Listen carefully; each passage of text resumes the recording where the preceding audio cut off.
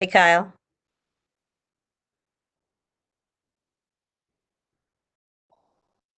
Hey there. Just doing a mic and a video check. Okay, yes, I can hear you, and there's video. Okay, great. Thank you. Mhm.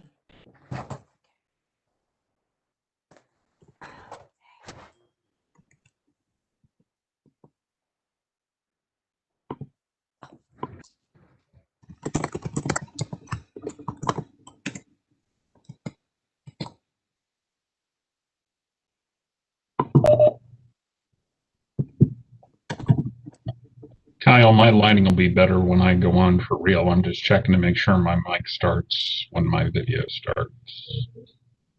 Yes, and I can see that, and it looks, we can hear you and see you. Thanks for checking in. All right, thanks, Kyle.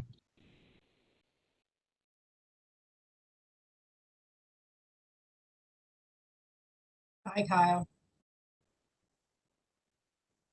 Hi, Megan. Thanks for checking in. We can hear you.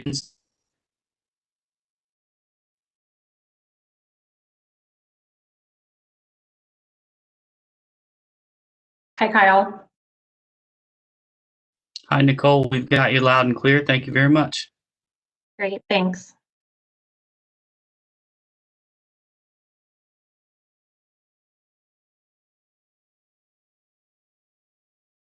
Tracy G checking in.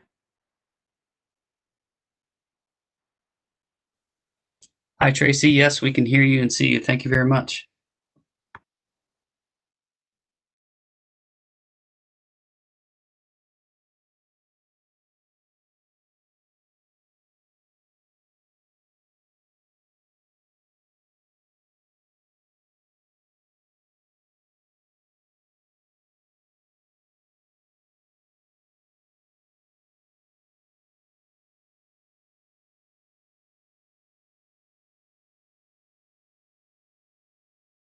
I'm just testing my audio. I want to make sure you all can hear me. Hi, Kirby. Thank you very much.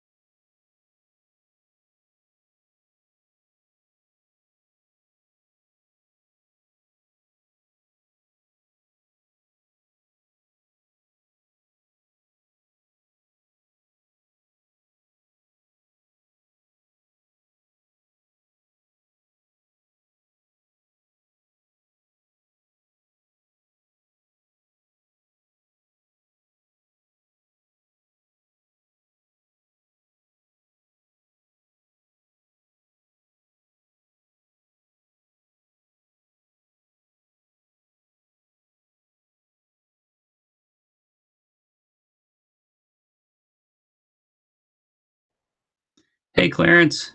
I can see that you made it in. That's good news.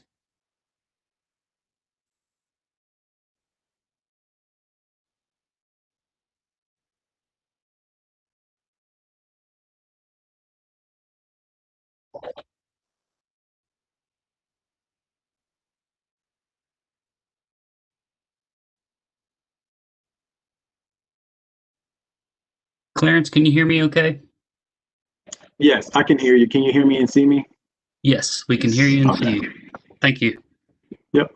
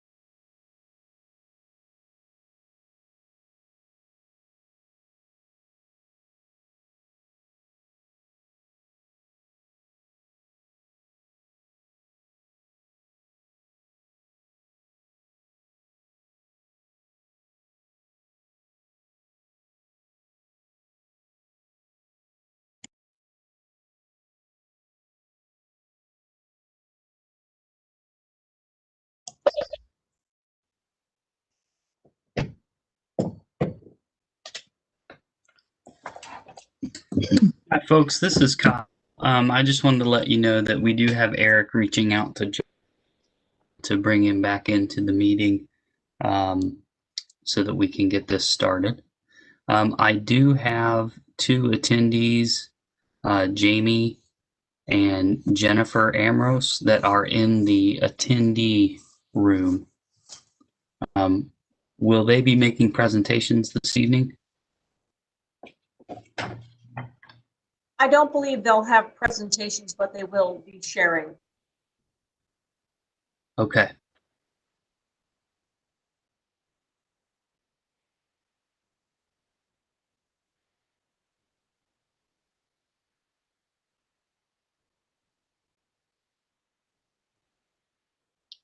Okay, it looks like we have John with us.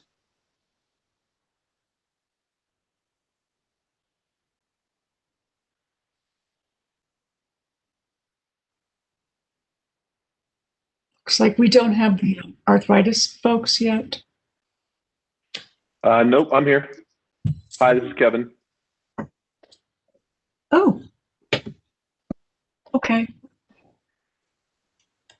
You said 7, so I thought I'd come in a little bit early. Oh. But, yep, I'm here. Susan's here too from the Arthritis Foundation. Oh,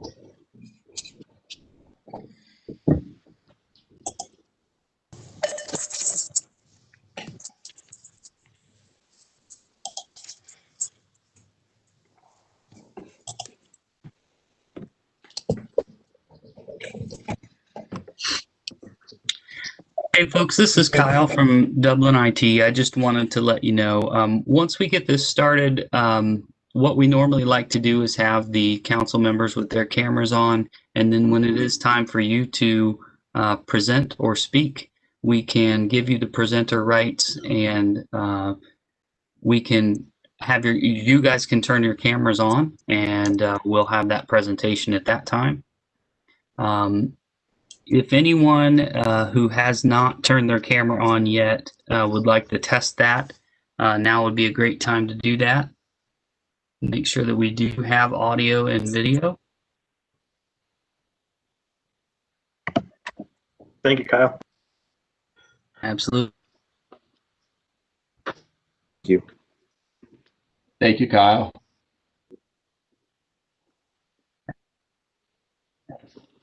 And Kyle, Wes, T I minus can 1 see- minute. We ready to roll? to roll when you're ready to go. Kyle, Roll, can you hear 7 me? o'clock. It's Wes. Yes.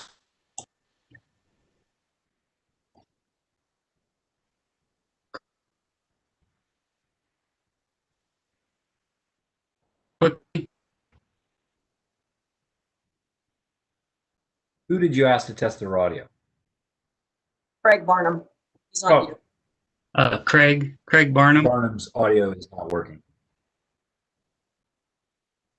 Craig.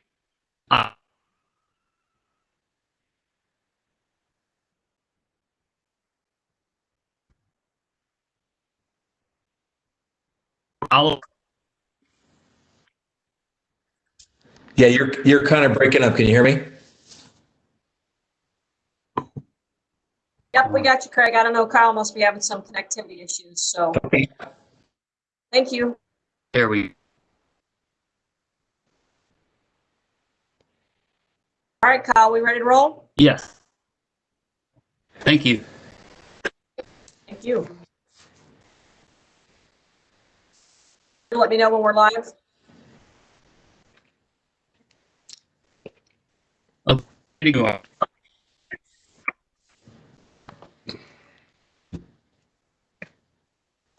Repeat that one more time for me, Kyle, please.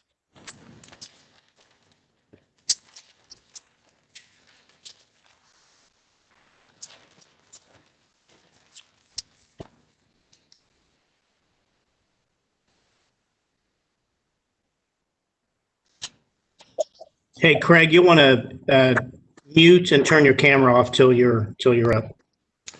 Okay, so I just want to stop my video.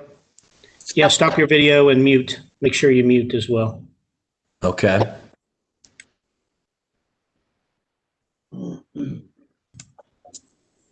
Earth to Kyle. Kyle, are you on? You guys are live. Mute. Kyle, why don't you help Craig out? Yes. Yes, you. I'm trying. It's all good. Kyle will take care of you. Thanks, Craig. All right. Absolutely. You're live. Thank you. Okay, good evening and welcome to the November 16th regular city council meeting. In these extraordinary times, we insist upon flexibility in our rapidly changing environment. Given the current conditions, we have made the decision to conduct our public meetings virtually to maintain the safety of all of council, city staff, meeting attendees, and most certainly the public. You can access the live stream on the city's website or on the city's YouTube channel. In order to submit any questions, comments during the meeting, please use the form under the streaming video on the city's website. These questions and comments will be relayed to us by the Director of Communications and Public Information during the meeting. We certainly want to accommodate public participation to the greatest extent possible. We welcome your comments on all public business. We do ask that you refrain from inappropriate comments. We certainly do appreciate your patience in these very challenging virtual meeting times. Okay, at this point in time, I'd like to ask our veteran, one of our veterans, Homer Rogers, to please lead us in the Pledge of Allegiance. Kyle, can you make me the presenter?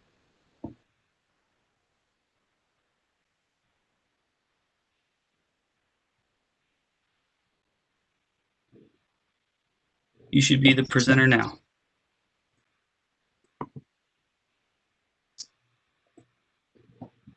I pledge allegiance to the flag of the United States of America and to the republic for which it stands, one nation, under God, indivisible, with liberty and justice for all.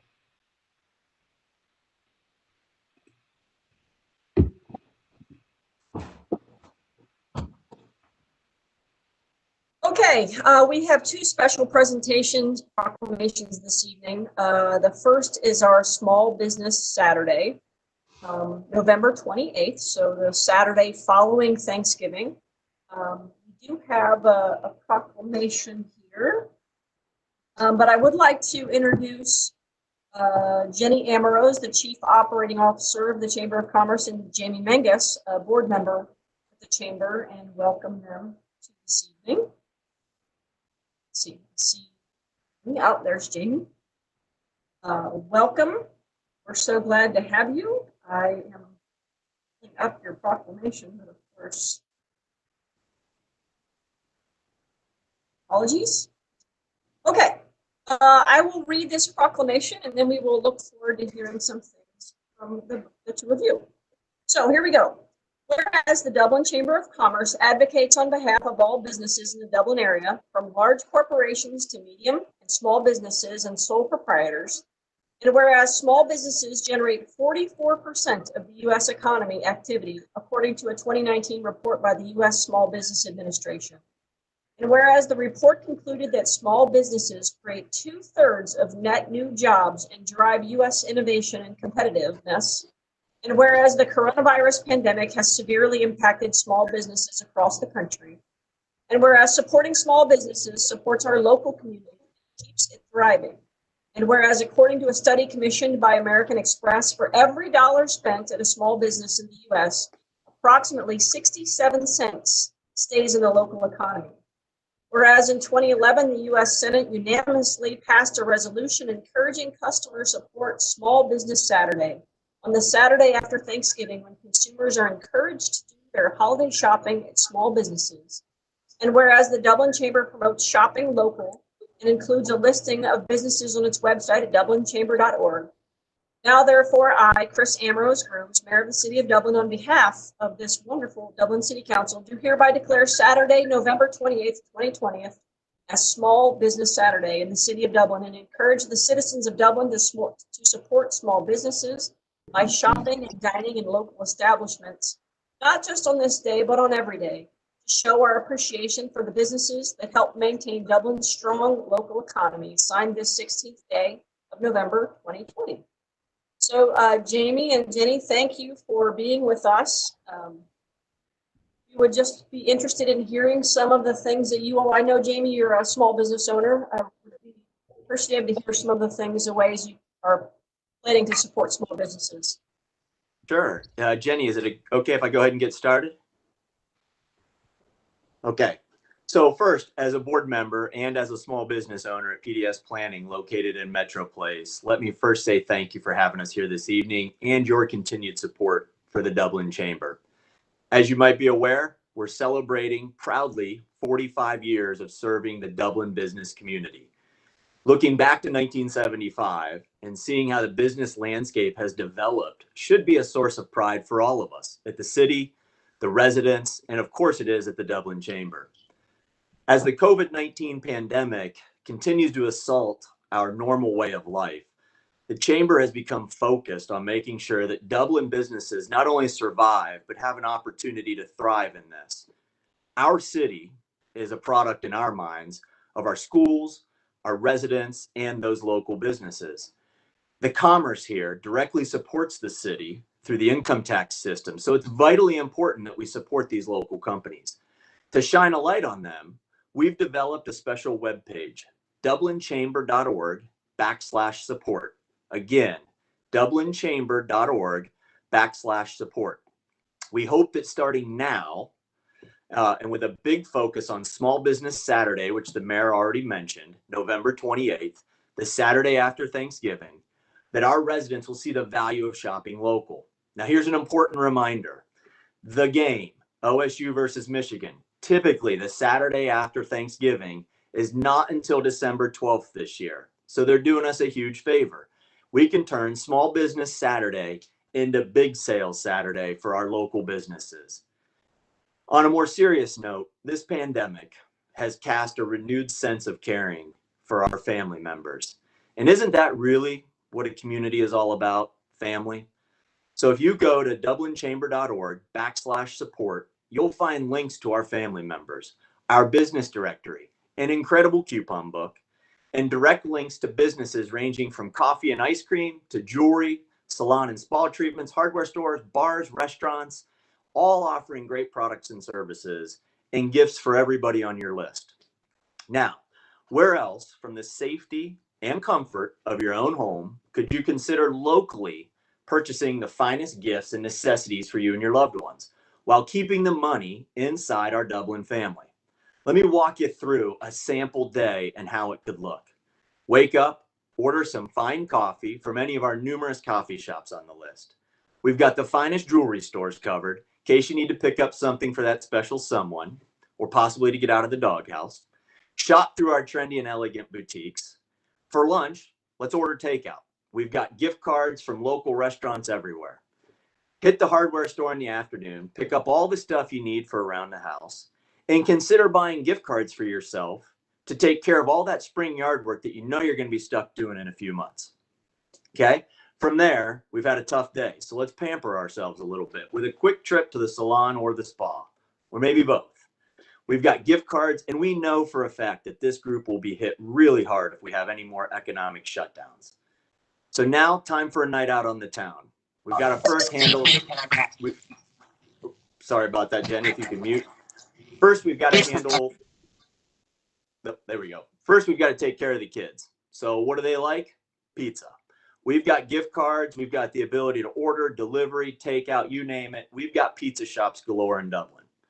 So now let's grab that special someone and head off to a local watering hole where we can have some happy hour specials, followed by maybe a nice dinner for two or 10 or fewer of your friends.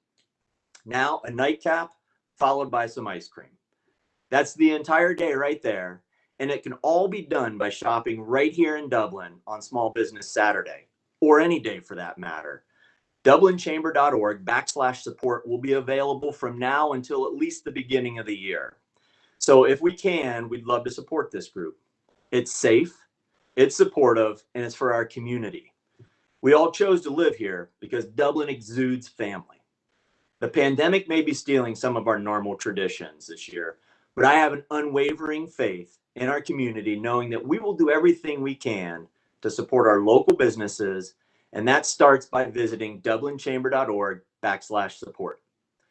Thank you to the City Council for your time, your tireless effort, and on behalf of the entire Chamber of Commerce and its members, thank you to our wonderful community of patrons. Together, I promise we'll get through this. Thank you very much. Well, thanks, Jamie. It's good to know that you bring this same level of energy to presenting to city council as you do on the golf course. So I certainly do appreciate that. I also want to mention you guys have an outstanding ad running in the Business First now. There's a pumpkin pie with a shamrock on it. It looks great. And, thanks for doing that. Thanks for all you do to support not just small business, but every business here in the city of Dublin. Sure do appreciate all your efforts. Jenny, you got anything to add, or I think Jamie covered it? No, I think Jamie covered it. Good. Well, thanks, guys. Appreciate it. And we'll try to get this proclamation off to your office sometime soon. Thanks, Jamie. Okay, moving along to anyone else have comments there? We will move along to our next presentation to the city from the Arthritis Foundation. And I know Kevin Gadd, the chair of the 2021 Classic Auto Show, and Susan Davis, the executive director of the Arthritis Foundation. I saw them earlier. Welcome, welcome. Good to have you both. Thank you. Thank you very much, Mayor. Thank you, City Council. You know, we had got to present to you earlier this year, and you were kind enough to show continued support for the Arthritis Foundation Classic Auto Show. We've been in Dublin for 38 years, and you know, we are one of the bigger events that happens in that area, and we bring a lot of people in to see our wonderful cars and bands and food trucks. So like every other wonderful event in Dublin this year, we had to postpone. So we thank you very much for your support. We couldn't pull it off, unfortunately. However, we did want to award you, I've got it right here, I'm going to drop it off at Daniels when I get a chance, but I wanted to show this to council first and just say thank you for your support. You know, we'll be back in 2021, hopefully. That's thinking positive. But we love being in Dublin. We love your support. We love the stage with the giant shamrock on there that we get to use. And, you know, we definitely couldn't do a show this big without your support. It helps us bring in the police, helps us bring in you know, people to help out. It's just a wonderful partnership, and we thank you very much. So I'm the volunteer chairman for the event, and so I will take this over to you so you can proudly display this. And then I want to introduce Susan Davis, who's our executive director full-time at the Arthritis Foundation, to also thank you. So thank you, Mayor. Thank you, City Council.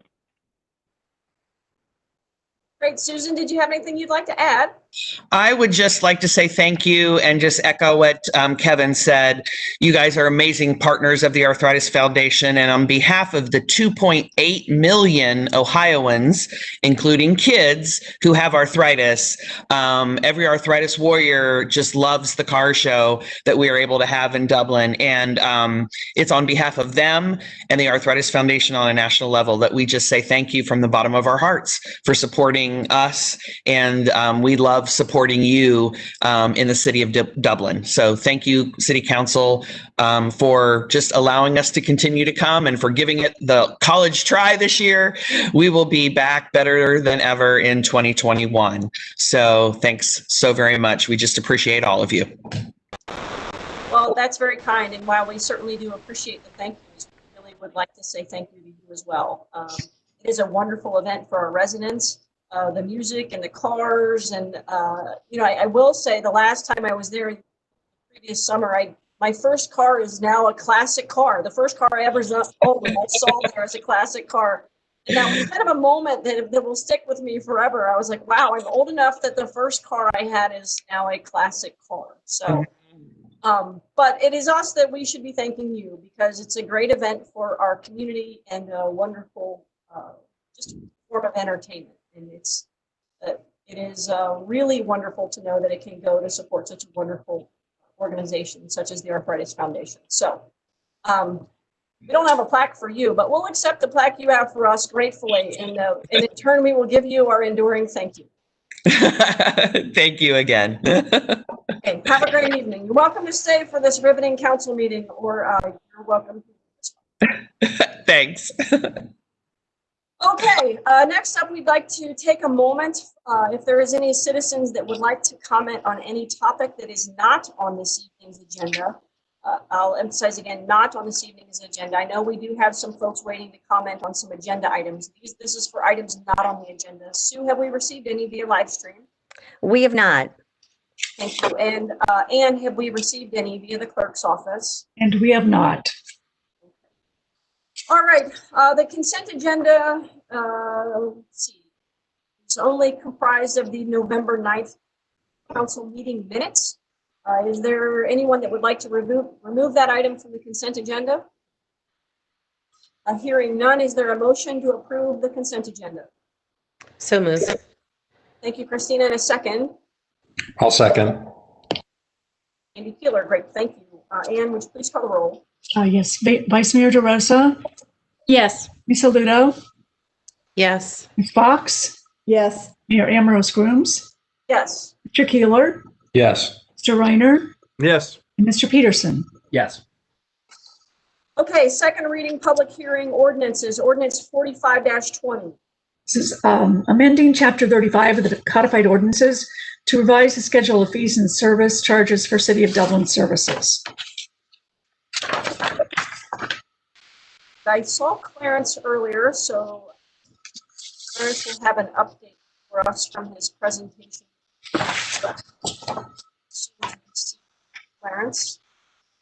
Yeah. Good evening, members of council. This evening is the second reading of ordinance 45-20, which is the 2020 update to schedule of fees and service charges.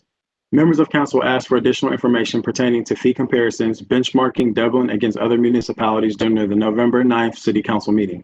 This information was provided in 2 follow-up memos prepared by the Office of the City Manager and Finance Department, generally addressing questions specific to fees in the recreation services, building standards, planning and engineering divisions, as well as the Department of Police. As of now, no changes have been made to the fees in the original proposed 2021 fee schedule, which staff recommends for approval at tonight's meeting. And with that, I'm available for any questions that you all may have. Great, thanks, Clarence. I'm going to take a minute and ask Sue, have we received any questions or comments via the live stream? No questions or comments. And Anne, have we through the clerk's office? We have not received any. Very good, thank you. Okay, council questions, discussions. There was a lot of additional information in there. Thank you, Clarence, and your team for putting that together. Certainly do appreciate that. You're welcome. Andy has got some additional questions, so please, Andy. Yep. So, Clarence, thank you and Matt and everyone else that contributed to this. I think it's helpful to see, for lack of a better term, benchmarking against other municipalities. And it kind of seems like we're not the most expensive, we're not the least expensive. So good point of reference. Question on development, specifically planning and zoning. That fee seemed to be a bit of an outlier. Figure 4, page 6 of 11, Dublin's planning and zoning fees, $10,625. The next closest, the numbers are not sure. Okay, I see the rankings different. Anyway, $2,525. Andy's Marysville's next. Yeah. Is the planning and zoning fee included in the total fees that are referenced in figure 1? Give me just one moment. Sure. Clarence, if I may, I can answer this question. Good evening, members of council. So they are included in figure 1. A key piece of context to go with figure 4 is that the planning department offers 3 separate tracks depending on the type of development. So the mock development that we chose as a standard to help standardize this process was a planned unit development. If that development were to occur in the hybrid tract, you can see in figure 5, it would be less expensive. And in figure 6, if it was in a straight zoning district, we would be the cheapest because we actually wouldn't charge and we would fast track them to the building standards approval process. Okay. Okay. Thank you very much. Yeah, Jane. So in looking at that, Kirby, I can't help but wonder, PUDs are something that we use quite a bit of because we expect that we're going to get a better product. As I'm looking at the expenses of the different municipalities, it seems as if they don't charge differently for PUD, hybrid, or straight. Their costs remain the same. So I guess my question would be, and it's just a philosophical one, if PUD is the way we like to go here in Dublin, because we feel like we get a better product, we're actually, 5 times the expense by going PUD than any other municipality would be.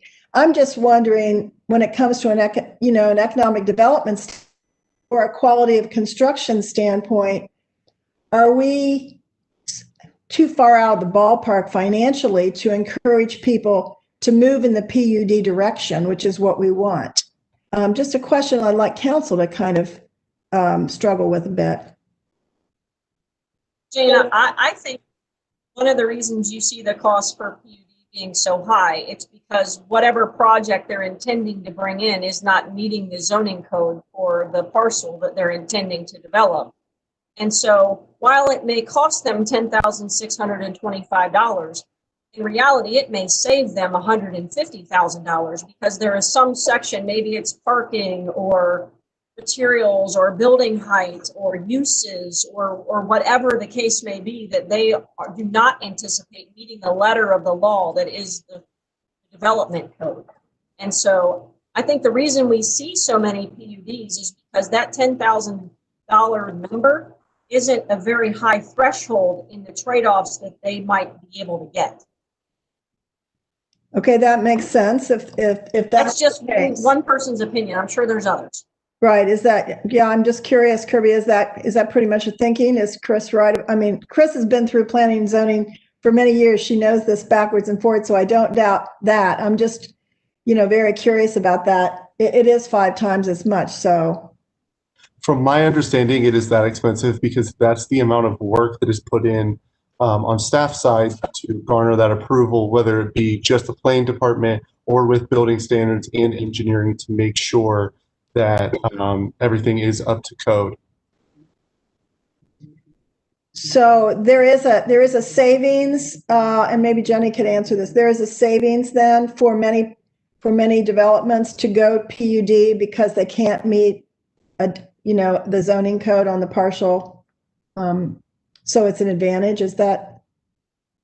That definitely is definitely one perspective. I think the other part to keep in mind is our PUD process is a multi-step process. So that total cost is for 3 applications. So it's in other municipalities, they may not have the same sort of rigorous process and vetting of this along the way. So that's why there is a significant increase in cost. Okay. Then my other question would be, and the reason I actually asked not only for this, but for sort of a review. One, I think it is good to know what neighboring municipalities are charging, because as we compete for the different developments that are finding their ways around the suburbs, it's kind of nice to know who's giving better incentives or who's easier to get into, what the costs are. Everybody's looking at cost, but also to be sure that we benchmark this on a commercial development, and I didn't see comparatives, but I wouldn't expect you to do that necessarily on residential. And Clarence, do you feel that our residential cost for the average citizen is pretty much comparable? I kind of looked through the fee schedule, but it looked like we were pretty much comparable to other municipalities, and simple things like home improvements, HVAC inspections, that sort of thing. I just want to make sure, since we brought this up last time, that our residents know that we are pretty much standard and comparable with most of the other suburbs. I believe we are comparable on the residential side. Definitely pull that information together and take a look at it, because I haven't done benchmarking specifically for the residential side, but from my understanding, I do believe we are pretty comparable in that area. Okay, that sounds good. I really appreciate the work you put into it. I think it's very revealing for all of us to know this, and I know that it was not an easy thing to do, because even when I try to do a little research, it's very difficult. So I really appreciate you doing and giving us that information, because it's very, very helpful. Sure, most definitely. Thank you. Okay, any other questions, comments from council? Kathy, yeah? Yeah, thank you. And, I also echo the appreciation for the amount of work that went into providing those details. It's important.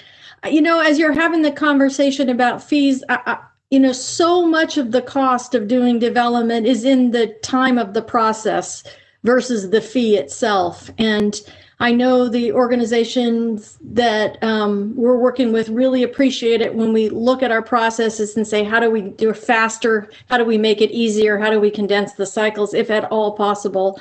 And sometimes it's not, but sometimes it is. And I wanted to say, as an example, Clarence, when you mentioned last time that we're no longer asking for deposits when we book because of the amount of time and process to go back and forth. There's an example of changing the process a bit, if you will, and I appreciate that. I actually have a request for consideration and changing in one of the fees on that schedule. And that is, as I spent some time looking at the recreation fees and the increases that are proposed, I'll come back to the same sort of question I asked at the last council meeting, and that is the increase in fees to join the rec center for seniors. When I compared the percent increase, and I do think it makes more sense, frankly, to have small increases over time than a big jump that we needed to do because we hadn't done an increase in 10 years. So I appreciate that.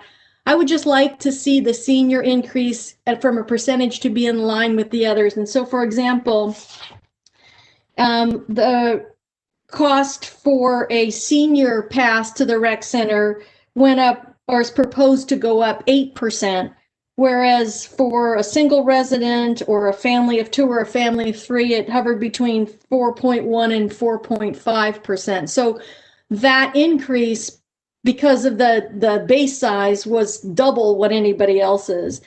Same thing when I looked at, swim passes. The senior increase was double what everybody else is. So I think it's important that if we're increasing 4%, we increase at 4%. I think that now is not the time in the environment that we're in to discourage that. It was interesting to me to see that the large number of seniors, 38% of the passes are for seniors. And we're talking relatively small amounts of money to the city, but that would represent sort of a 30% increase for the seniors over 2 years. So I would like to suggest that fee percent increase, and yes, increase is fine, but put it in line with everybody else's. I don't know what rest of council feels, but if it's 4 across the board, it should be 4 for seniors and not 8. That would be my request.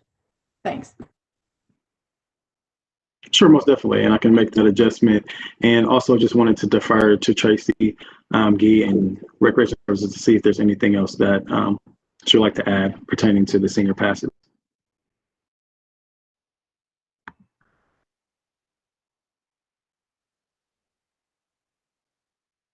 My video's delaying to start here, but I don't really have anything to add other than to say that the senior memberships are highly subsidized, more so even than regular memberships. So that's one of the reasons for the differential in percentage.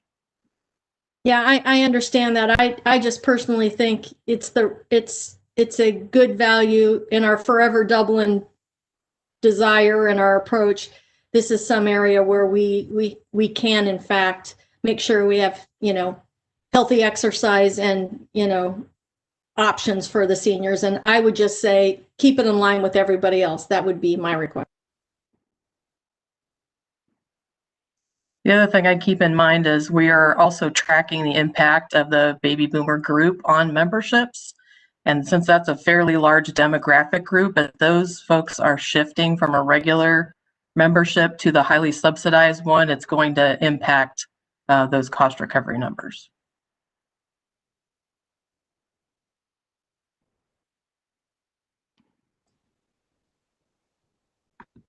Yeah, Jane or Greg, it looks like both of you might have something to say. I was wondering if Tracy, could you repeat what you did? Yes, the seniors are a large membership group for us, and they're, as we're seeing large groups transition from, when they're in their early ages in the regular memberships that are not so highly subsidized, when they transition into a senior membership that's more subsidized, that is going to affect our ability. It's going to change our cost recovery. So we're tracking that. Thank you. Jane? Well, I know that we base so much of this on cost recovery, and I do understand the theory behind that. But I also worry that as we increase these prices and we don't do it on an incremental percentage, like when I look through some of the schedule of fees for, even outside of the rec center, like a building permit, it went from 315 to 350. We had talked about a 1.4% increase across the board, but in some cases, it's quite a big increase. So I just wonder, in the cost recovery aspect of it, there's a matter of always restraining cost or making sure that we can be. If we always simply just go by the cost recovery, where do you find the efficiencies if you're always just trying to pay for whatever it costs you? Sometimes I think the incremental increases force you to get things done quicker, faster, sooner. I just worry that as the fees increase by 10 and 20% each year, it just gets out of hand. So I really like the idea of looking at a percentage increase incrementally instead of a total cost recovery. I think it's difficult to keep a corral around the cost of fees for anyone who needs a service here in Dublin. I just wonder how we maintain a reasonable fee structure going forward if it's always about cost recovery. I've seen the general up here. I think maybe he might have something to add into that. Well, I just would, reiterate all great questions and great discussion for sure. And this is the kind of discussion you should be having. I just would reemphasize that the purpose of the fee-based system is for council from a policy perspective to say, what fees are you going to recover 100% from and which ones are you or not? And I don't mean to be too obvious about that, but that is the obvious side of it. Despite efficiencies, and you pointed out like building permit review or something like that as an example, that we have done significant effort to streamline those kind of review processes by doing a lot of online, going paperless, those kinds of things, which we do think have brought significant efficiency into it. And we'll always continue to do that. So I think the one thing I would recommend to council is if you do have certain ones that are of a significant change like that you may be concerned about, you can always choose to put certain of those on hold or keep those at the current rate, and then maybe pick those that you really want to know more about. And, we can always answer that question and dive into that. You could even do that at a committee level if you'd like, or what have you. But I think the one thing I do want to make sure I'm reassuring everyone is that the process improvement that we do is pretty up to date, and leveraging technology is pretty up to date as well. And Matt, I don't know if you had something you wanted to add to that. Yeah, I was just going to address some of the mechanics behind the cost increase that Jane might be seeing in a few of these. Is that typically, salaries and benefits increase at a relatively stable rate year over year, and those are picked up in the cost study. But what tends to be more lumpy is that if the service is significantly changed, it's taking much more time than it previously took for any number of reasons. Things might be getting more complicated, and we've increased the number of hours in some capacity. That can lead to a more than inflationary jump, and that is picked up in the cost study. So if you see that more than inflationary jump or jump more than you see in other services, oftentimes there's something unique about that service that the director or staff have identified as being fundamentally different than it was 2 years ago and requiring more resources for, any number of reasons that than previous cost studies would have identified. That typically causes the jumps. We do tend to take action to smooth out cost recovery over time. We want to recover 100% of the cost, but we don't want a very unpredictable fee schedule. That is something we try to avoid, with costs going up and down year over year with no rhyme or reason seemingly to the ultimate payer of those fees. Okay, thanks, Matt. Is there any other points of discussion for this ordinance this evening? In order to do an amendment, we would need a motion and a second to amend what is presented, and before we put it on itself. So to that end, Chris, I would make a motion that we adjust the senior fee rates for the rec center and recreation to be in line with the percentage increase for the other categories. Okay, is there a second? I'll second. Okay, this is a vote for the reduction of fees. And then we will vote on the motion itself. So Ann, would you please call the roll? Mr. Reiner, Yes. Ms. Fox, Yes. Mayor Ambrose Grooms, Yes. Vice Mayor DeRosa, Yes. Mr. Peterson, Yes. Mr. Keeler, Yes. Ms. Aludo. Yes. Very good. And on the ordinance itself, Ann? Vice Mayor DeRosa, Yes. Mr. Keeler, Yes. Ms. Aludo, Yes. Mr. Reiner, Yes. Ms. Fox, Yes. Mayor Ambrose Grooms, Yes. and Mr. Peterson. Okay, thank you. That will bring us to introductions, first reading ordinances, ordinance 46-20. This is amending the annual appropriations for the fiscal year ending December 31st, 2020. I'll introduce it. Thank you. And Matt Stifler is our staff report this evening. So please, Matt. Thank you, Mayor. Good evening, Council. This is the final supplemental appropriation for fiscal year, calendar year 2020. There isn't much in this appropriation, but the memo addresses some of the amendments that we are making. Staff recommends approval at the final council meeting in December. And one thing I did just want to note is that we are 6 weeks from the year end, the calendar year, fiscal year end, and we are monitoring a number of funds, a number of accounts. And at this point in time, we're not seeking any additional appropriations. We feel that the accounts are fine, but we're going to continue to evaluate that over really the next 3 or 4 weeks. So I just want you to be prepared that this is what we see as a need today, but do not be surprised if you see an amended version of this as we get closer to year end.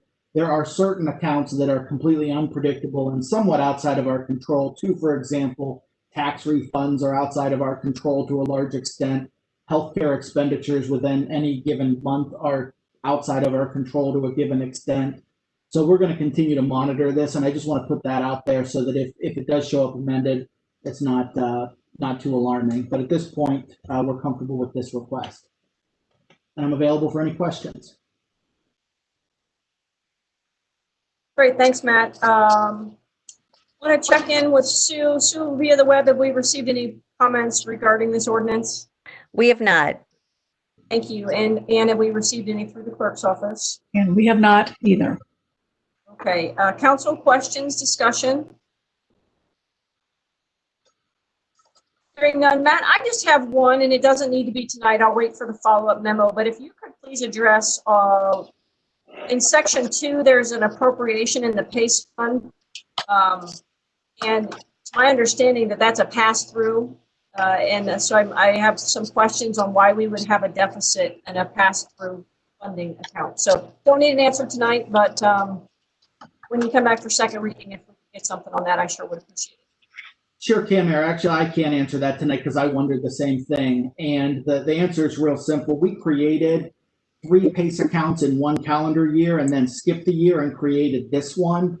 And as part of that process, we instituted appropriate processes for all part of it, except for picking up new PACE accounts at the beginning of a budget cycle. So this one was the first new one from those original 3 that we created together. So we didn't budget for it last year.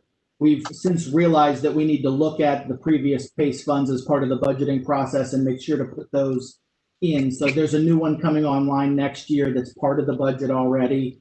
And we've kind of realized that we need to keep continuously monitor these new PACE accounts as they come online. So really, it was the last part of a brand new process that wasn't necessarily as in sync as it needed to be. This corrects that, and we've corrected it moving forward. So we do have an expense then when we do these PACE pass-throughs in legal fees. And I know that we talked about those legal fees and did we want to charge them to the PACE account or not, because we wanted to encourage participation in the PACE projects. So is this the residual for that? This is a residual, but we have offsetting revenue for all of this dollar figure. That the county auditor sends it to us, which was our trigger when we received it in August, that we had a PACE that we didn't budget for, and that we needed to start that process and make sure that we didn't not budget for these in the future. We received the revenue, we made the expenditure to the appropriate trustee to pay these PACE bonds, and the process was handled appropriately. We just didn't budget for it. Great. Okay. Thanks, Matt. Sure do appreciate that. We'll look forward to hearing second reading on December the 7th. Ordinance 47-20. Establishing appropriations based on the 2021 operating budget of the City of Dublin, State of Ohio for the fiscal year ending December 31, 2021. I'll introduce it. Christina, and we'll stick here with Matt. Good evening, Council. This ordinance appropriates the 2021 approved operating budget and the 2021 through 2025 CIP. It contains appropriations that make all those actions that were approved in those 2 ordinances possible, and we recommend approval at the next hearing in December. Okay, thank you. Still want to check in. Did we receive any public comment on this ordinance via the web? We have not. And did we receive any through the clerk's office? No, we have not. Council questions, discussion? Hearing none, we'll look forward to second reading on this as well, December the 7th. Ordinance 48-20. Determining to proceed with the acquisition, construction, and improvement of certain public improvements in the City of Dublin, Ohio, in cooperation with the Columbus Regional Energy Special Improvement District. This is for 600 Metro Place North, Dublin, Ohio project. Very good. And I believe, thank you, Christina, for the introduction. No Place for Dublin, will you get us Sarah O'Malley to your staff report? But I do understand that Sarah will be speaking to all 3 ordinances collectively, and then we will vote on them individually. So Sarah, welcome. Sure. Thank you so much. And thank you for kind of introducing PACE a little bit with Matt. So good evening, everyone. It's a pleasure to see you again tonight. City Council continues to support our economic development strategic plan that helps ensure Dublin's office market remains competitive. And one particular tool that our team has brought to existing building owners' attention is the use of property assessed clean energy, or PACE, a favorable financing tool for major energy efficiency improvements in some of our commercial buildings. So PACE is an effective way to finance energy efficiency and renewable energy improvements. So the PACE process allows qualifying energy improvements to be financed through special assessments on a property owner's real estate bill. And a summary of PACE was included in the memo tonight, just for some additional background on the program. So in order to satisfy this request, I tried to spell out stepwise kind of this complex process, and the clerk's office has been wonderful in kind of outlining this for us as well. But in order to satisfy this request tonight, council must pass a series of 3 ordinances and 2 resolutions that will be before you tonight. So the first resolution later in the evening will approve the property owner's petition to the city to levy the special assessments. The second resolution and then 2 of the ordinances that are before you right now provide for the steps set forth in the Ohio Revised Code for levying those special assessments. And then the last ordinance tonight approves the actual transaction documents. So this process, while detailed and I went back and forth with Bricker several times to try to understand this better myself, follows the requirements of the Ohio Revised Code and our own city charter's legislative process. So to my understanding, the city doesn't have any financial obligations with the establishment of this Energy Special Improvement District, which I'm a board member of for any of the PACE projects. We just serve as that pass-through financing entity. So the particular project tonight, if you've driven through Metro Place anytime in the last 6 months, 600 Metro Place North is requesting use of PACE financing assessments for more than $8.5 million for the retrofit and conversion of the Crown Plaza Hotel into a DoubleTree by Hilton. And so just for some clarity, unlike previous PACE projects, which I think the last project that was in front of council, it utilized an Ohio Air Quality Development Authority financing model. So this particular project is actually a private capital provider. So there are no impacts to existing or future property tax collections due to any of the related parties in our community, like the school district or the township. So those parties will remain whole. So the scope of work to this particular hotel property includes equipping the building with an energy efficient building envelope, LED lighting, high efficiency HVAC, and some new plumbing fixtures to the property. So tonight we would recommend that council would approve these ordinances on December 7th. And so with that, if there are any PACE questions I can help answer, I'd be happy to do that now. Great, thanks, Sarah. I would like to take a minute and check in with Sue to see if we have received any public comment. We have not. And the clerk's office, Ann? We have not, okay. Council questions and discussion. If that explanation of this convoluted step doesn't trigger a call to the legislature, I don't know what would. Maybe we should call our friends there. So I have committed with Jason, we worked from Bricker to see if there is a different process, you know, that can simplify this. I went back and read the minutes from the previous projects that we've done around PACE. So if there's any opportunity to streamline that, you know, we were up against some end of the year deadlines, but I'd like to, since I'm new to this particular project, I would like to see if there is a way to simplify the process for all. Mayor, I'd like to add that I have personally engaged Columbus Franklin County Finance Authority on this.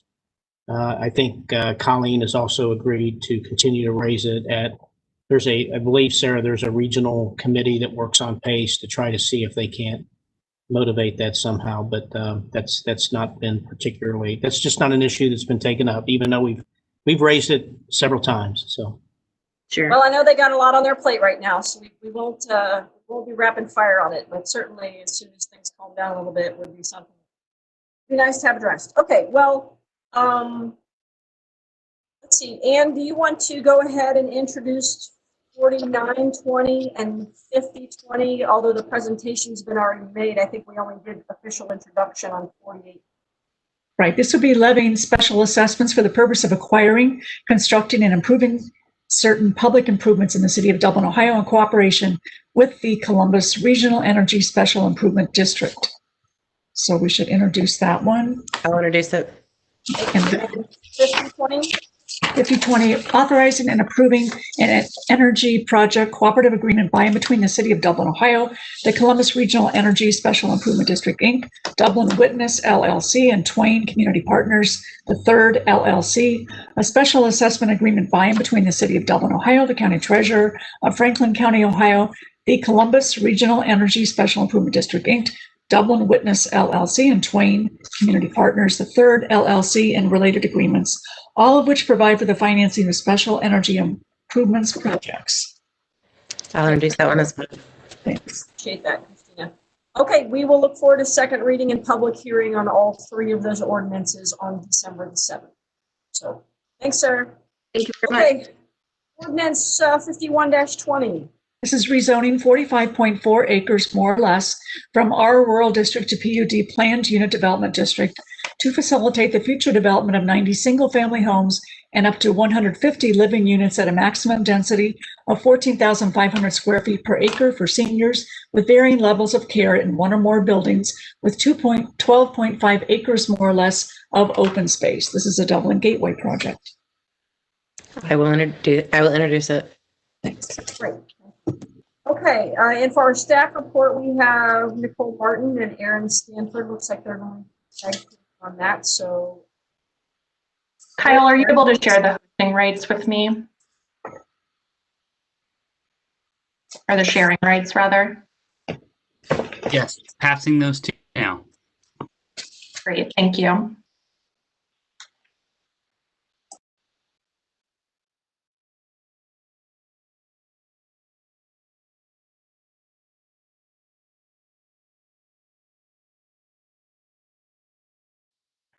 Good evening, Mayor and members of Council. Before you this evening is an introduction for Ordinance 5120 for the Dublin Gateway, also known as the Gordon Development. The site is approximately 45.5 acres in size and is located northeast of the intersection of Highland Croy Road and Post Road. The site is presently comprised of 2 parcels with a historic farmstead located along Post Road and 2 existing single-family residences with access to Highland Croy. The site is surrounded by existing single-family development with Park Place to the north and Post Preserve to the east. Additionally, Jerome Grand located within Jerome Township in Union County.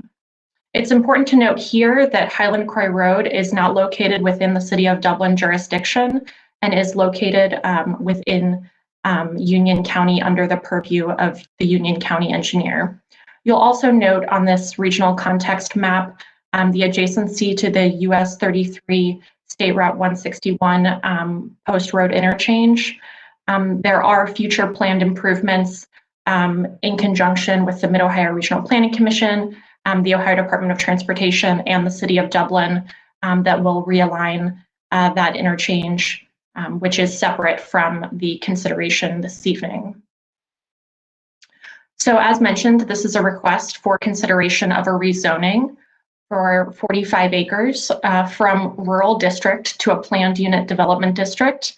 This includes a proposal for 90 single-family lots and up to 150 adult congregate living facility units.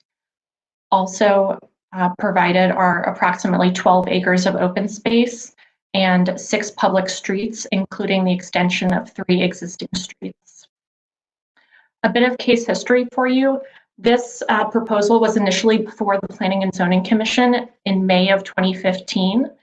At this time, the commission and surrounding residents provided input regarding the 3-story independent living facility, as well as proposed road connections. Subsequently, the site was annexed from Jerome Township, Union County, to the City of Dublin in 2018. Most recently, the application was before the Planning and Zoning Commission for consideration in January of 2020. It was previously tabled in December to allow the applicant additional time to coordinate with surrounding residents.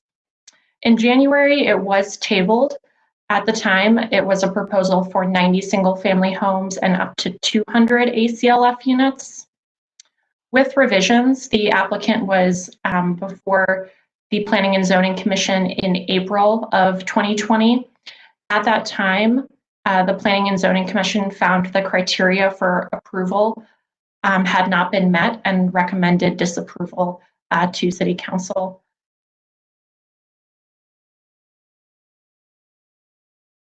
In regards to neighborhood engagement, the applicant has hosted several neighborhood meetings, 2 occurring in 2015 and 1 at the end of 2019. Additionally, there was substantive neighborhood engagement at the January Planning and Zoning Commission meeting, where a number of public comments were provided.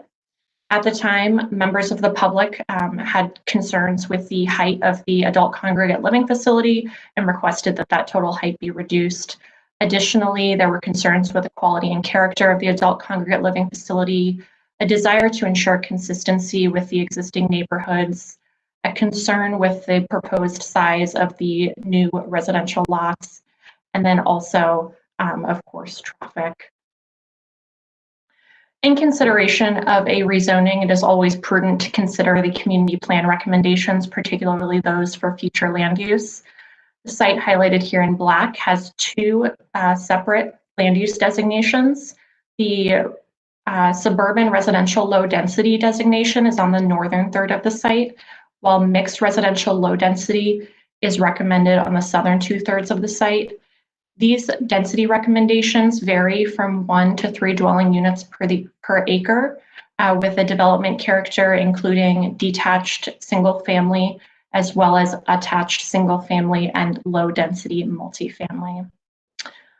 These combined recommendations equate to a maximum of 121 single family or 2 family residential units as calculated across the 45 acres.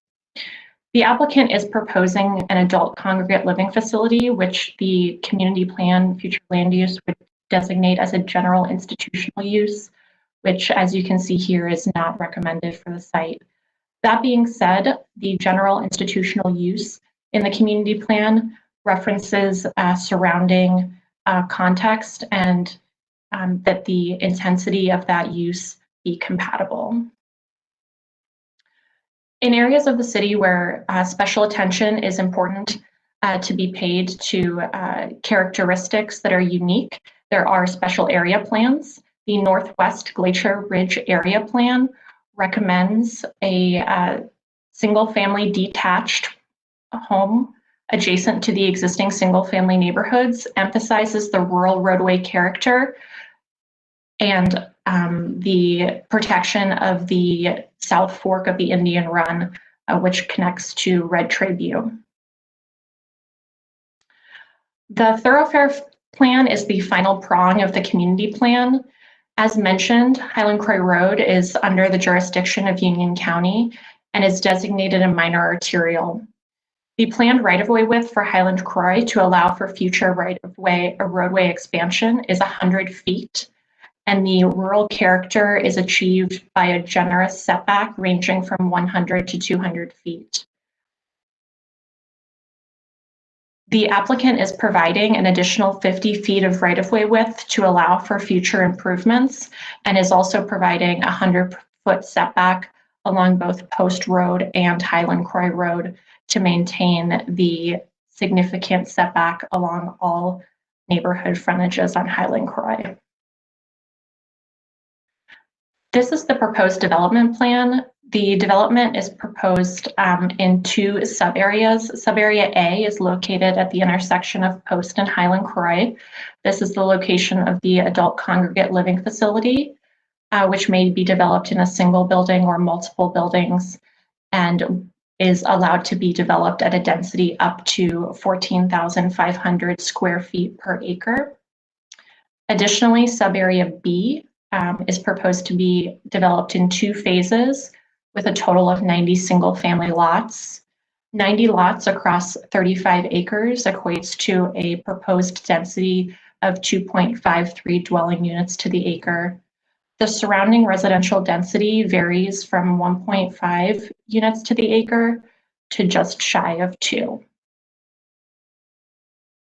The applicant has included proposed uses and development standards as part of the preliminary development plan request. Sub-area A permits the adult congregate living facility, parks, open space, and parking, as well as these minimum standards, which identify setbacks, maximum lot coverage consistent with code, and a minimum and maximum parking requirement. Sub-area B identifies single-family detached homes, parks, open spaces, and home occupation as permitted uses.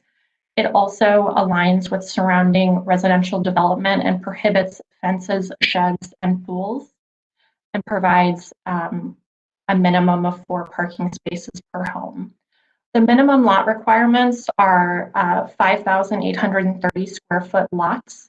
The lot development standards are identified in 2 categories: perimeter lots, those are bordering existing neighborhoods, and interior lots. Generally speaking, the perimeter lots are larger in size and comparable to the existing development character, while the interior lots are smaller with additional lot coverage and reduced setbacks. Proposed architecture and building materials have been identified in the development text, although conceptual architectural character and elevations have not been provided for the adult congregate living facility or for the single family homes. The adult congregate living facility and single family homes are proposed to be a maximum of 35 feet in height to be consistent with one another and consistent with surrounding development. A variety of permitted primary and secondary materials are identified for the adult congregate living facility. The applicant would be required to have building elevations approved by the Planning and Zoning Commission with the final development plan. The applicant in composing those building elevations would need to pick from the palette identified in the development text. Accessory structures, including garages in subarea A, are required to be architecturally integrated and would also be required to be approved by the Planning and Zoning Commission. Single family elevations are not required to be approved by the Planning and Zoning Commission at the final development plan, although many developers elect to provide conceptual architectural character. The homes in subarea B are proposed to be 1 to 2 stories in height, include the same cladding and trim materials as subarea A. The maximum permitted garage facade is proposed to be 50% of the home. Open space and connectivity have been considered as part of this development. The applicant is extending 3 existing street stubs from adjacent neighborhoods, as well as developing 3 new streets for a total of 6 public rights-of-way. Sidewalk will be provided along all public streets, as well as a shared use path along the Highland Croy Road frontage. A total of 12 acres of open space across 8 reserves are provided, which equates to 28% of the land area. The purple open space located in subarea A will be owned and maintained by the adult congregate living facility. All other open spaces will be owned by the City of Dublin. The green areas will be maintained by the Homeowners Association, while the City of Dublin will maintain all shared use paths identified in red, as well as all stormwater management basins and associated apertures. A traffic impact study is required to be established as part of a rezoning.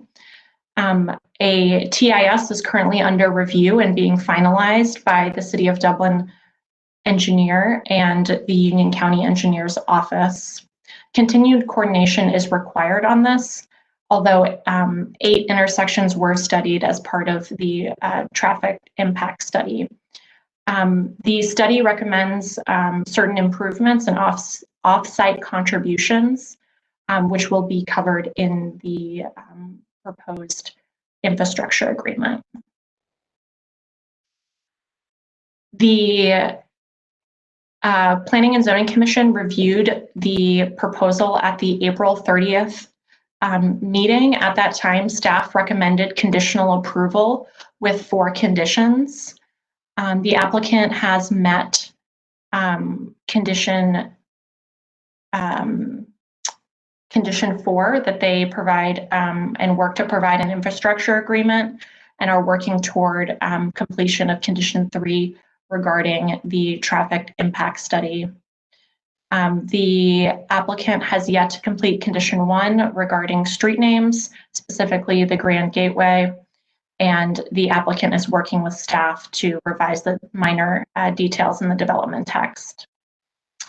In consideration of staff's recommendation and the review criteria, as well as the proposal before the Planning Commission recommended disapproval to City Council A vote of disapproval requires a decision of supermajority to be made by council, meaning that 5 of 7 council members would be required for an approval of this rezoning at the second reading on December 7th. The commission cited a number of criteria that they found not to be met, although specifically cited concerns with density, intensity, deviation from the community plan, and lack of detail provided in regards to traffic and architecture. Should City Council wish to approve this, staff is recommending 3 conditions be carried forward at the second reading on December 7th. We'd be happy to answer any questions this evening. Great, thank you, Nicole. Erin, did you have anything to add, or are you just present for questions? Erin Stanford.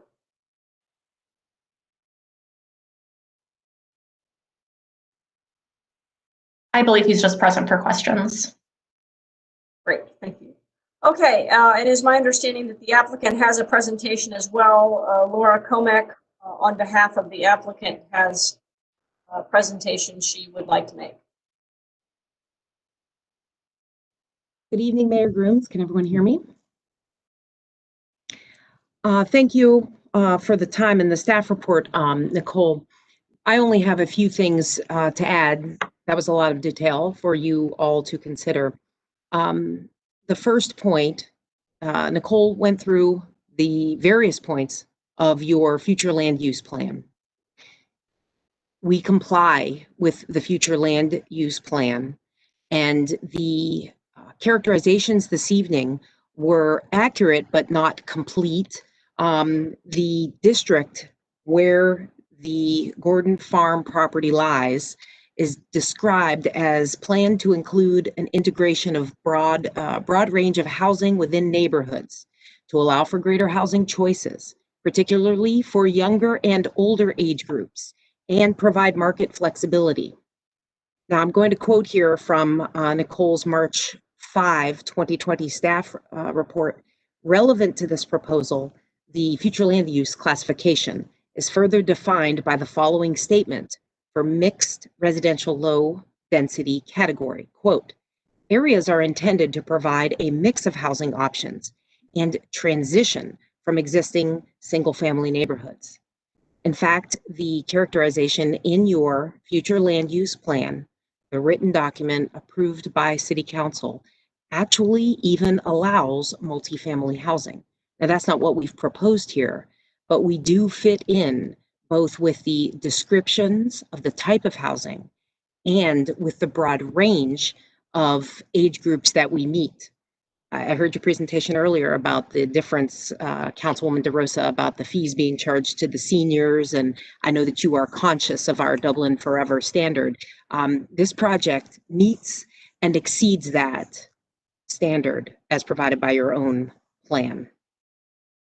With regard to the zoning code standards, the only good thing about this project going on for 8 years is that we have answered almost every staff question about details. This project meets your written zoning code standards. This project also meets various unwritten standards that exist in Dublin and customary expectations about quality of housing and things of that nature. We meet both of those. Our text specifically states that our sub-area B single-family homes will be presented in final elevation format at the time of final plan review. So we meet that standard. Nicole mentioned earlier, some folks don't.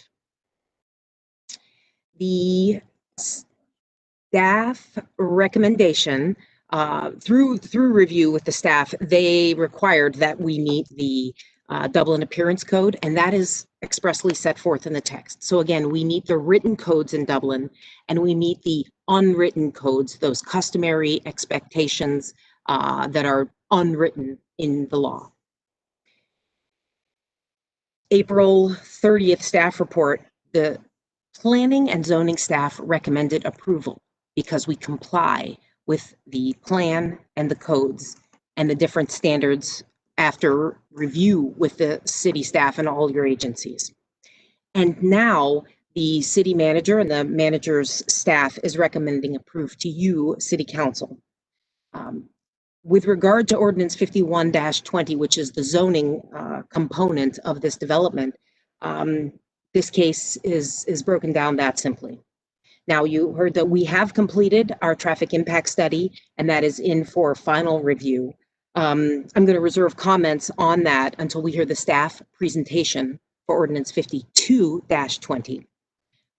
I just want to close on the conditions. The first has to do with streets. We are under the impression we are waiting to hear from the city. We have proposed names, and if you do not like them, then we need to hear back from you about those street names. You know, we could name all kinds of things, anything you want. Number two, the text modifications. When we got the staff report on Friday, I immediately emailed Jennifer and Nicole. We weren't aware of any. The ones that I received this morning at 10:17 are very minor. They're wordsmithing, and I don't think those present any substantive issue whatsoever. And 3 and 4 then, Mayor, I'll defer. Those are the TIS and the infrastructure agreement that go along with 52-20. So I'm happy to answer any questions that you have about information relative to this ordinance. Thank you. Appreciate that, Ms. Comack. Okay, we are going to, we have some folks that have signed on prior to this evening's meeting for public input. So we will hear those first, and then if there's others that come in via the live stream, we will hear those second. So, Kyle, would you please admit Keith Hammond into presentation of the meeting? And we would welcome Mr. Hammond's comments. I don't believe that we have the ability to see him at this point in time, but we will be able to hear his public comment. So with that, Keith, if you're there, we'd love to hear you. Mayor, at this time, I don't have a Keith Hammond on the call with us. Okay, do you have a Todd Alkire? I do not. I do know that they both pre-registered. And could you let me know if we heard something different from them? Oh, we have not. I thought their intent was to testify. So we can try to call them and see, maybe they had technical issues. Okay. Sue, have we received any public comment via the live stream? Perhaps they chimed in there. Yes, Mayor, we have received an email through the website, and I will be happy to read that. It is from Zobeda Cruz Monserrate, and the address is 6834 Stillhouse Lane, Dublin, Ohio.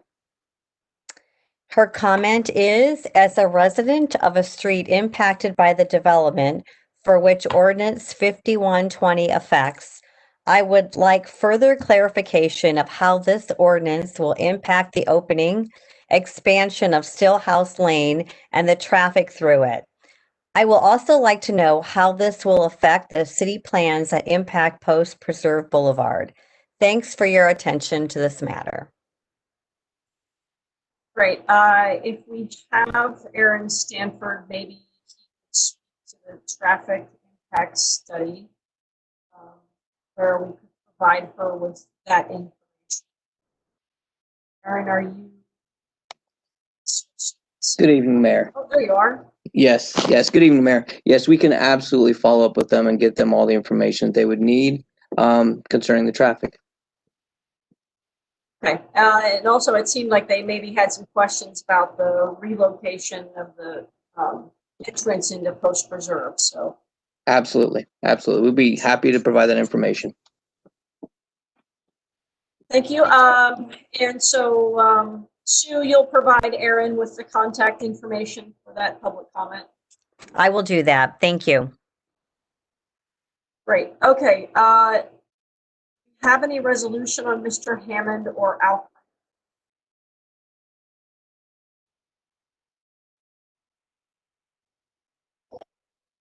lot of blank stares coming back at me on this screen. So I'm going to say that no, we haven't received anything. Sorry, Kyle, could you repeat? You were breaking up.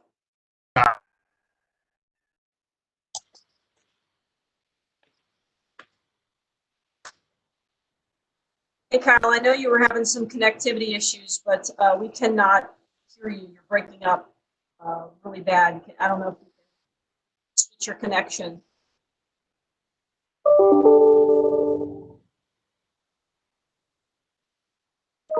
Sue, she must have something to add. Yes, Mayor, I just received another email through the website. This one is from Charles Sanders at 6842 Stillhouse Lane, Dublin, Ohio. Subject is extension of existing hub streets to Highland Croy. How can do a valid traffic impact study during the present pandemic when a lot of residents are working remotely from home? Thank you. So the question really is the traffic impact study, we're working remotely, whatnot. Right, Aaron, Sue, can you pass his information off to Aaron as well? And I think Aaron, you will communicate that those models are not on COVID traffic counts, but they are on traditional traffic counts. So yep, Aaron, if you can reach out to that individual as well and provide the level of detail that they need for that, sure would appreciate. Okay, back to you, Kyle. I couldn't hear you before. What do you have for me? I had nothing else to add. Those people, those two gentlemen had not attended the meeting. Okay, well, this is first reading, so we will have a second reading. We will go ahead and move on to council question and discussion. If you hear from them, Sue, would you please give me the high sign, and we certainly will take their public comment, but certainly anyone that is watching this evening, that this is just a first reading, that the second reading and a vote possibly would take place on December the 7th. So, council questions and discussion. Chris? Okay, Jane and Christina both went up. Either one of you. Go ahead, Christina. Go ahead. Oh, thanks. I have one quick question. What is the assumed price point of the single family homes?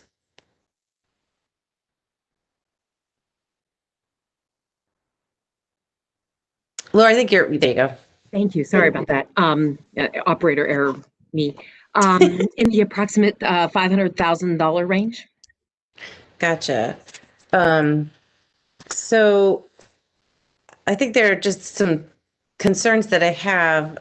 One is about the side yard, the 5 feet. I think that that's not enough unless you can assure potentially that all utilities are going to be placed on the rear of the home. I think about the issue that we had with Oak Park, and that was real problematic. And with, air conditioning units and stuff, both on, similar sides of the house, it was really problematic. I Yes, definitely going to the rear. Mm-hmm. Yeah, I definitely have. I think I do have some concerns about, as I was reading through the text, sort of the density/intensity. It sounded like it was more of an intensity type of a question. I need to sort of better understand that. I actually don't think I have an issue with the adult congregate living situation. I'm glad that it was reduced from 3 stories to 2. I think that's appropriate. I get why they're concerned about not having some of the details on the finishings, and I certainly understand the concerns about the traffic study.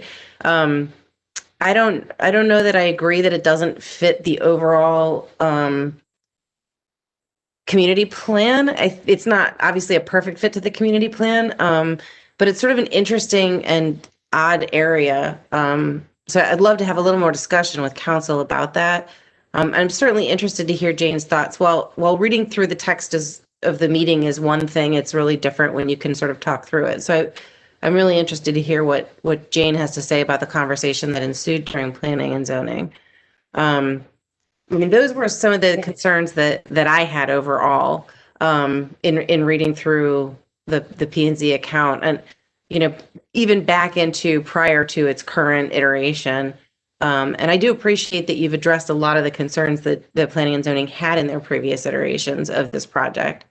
Anyway, so I'll leave it at that for right now and continue to have that conversation. So Jane, I'd really like to hear from you. Oh, Councilwoman Aludo, just a quick question. How do you construe, or what do you mean by the difference between intensity versus density?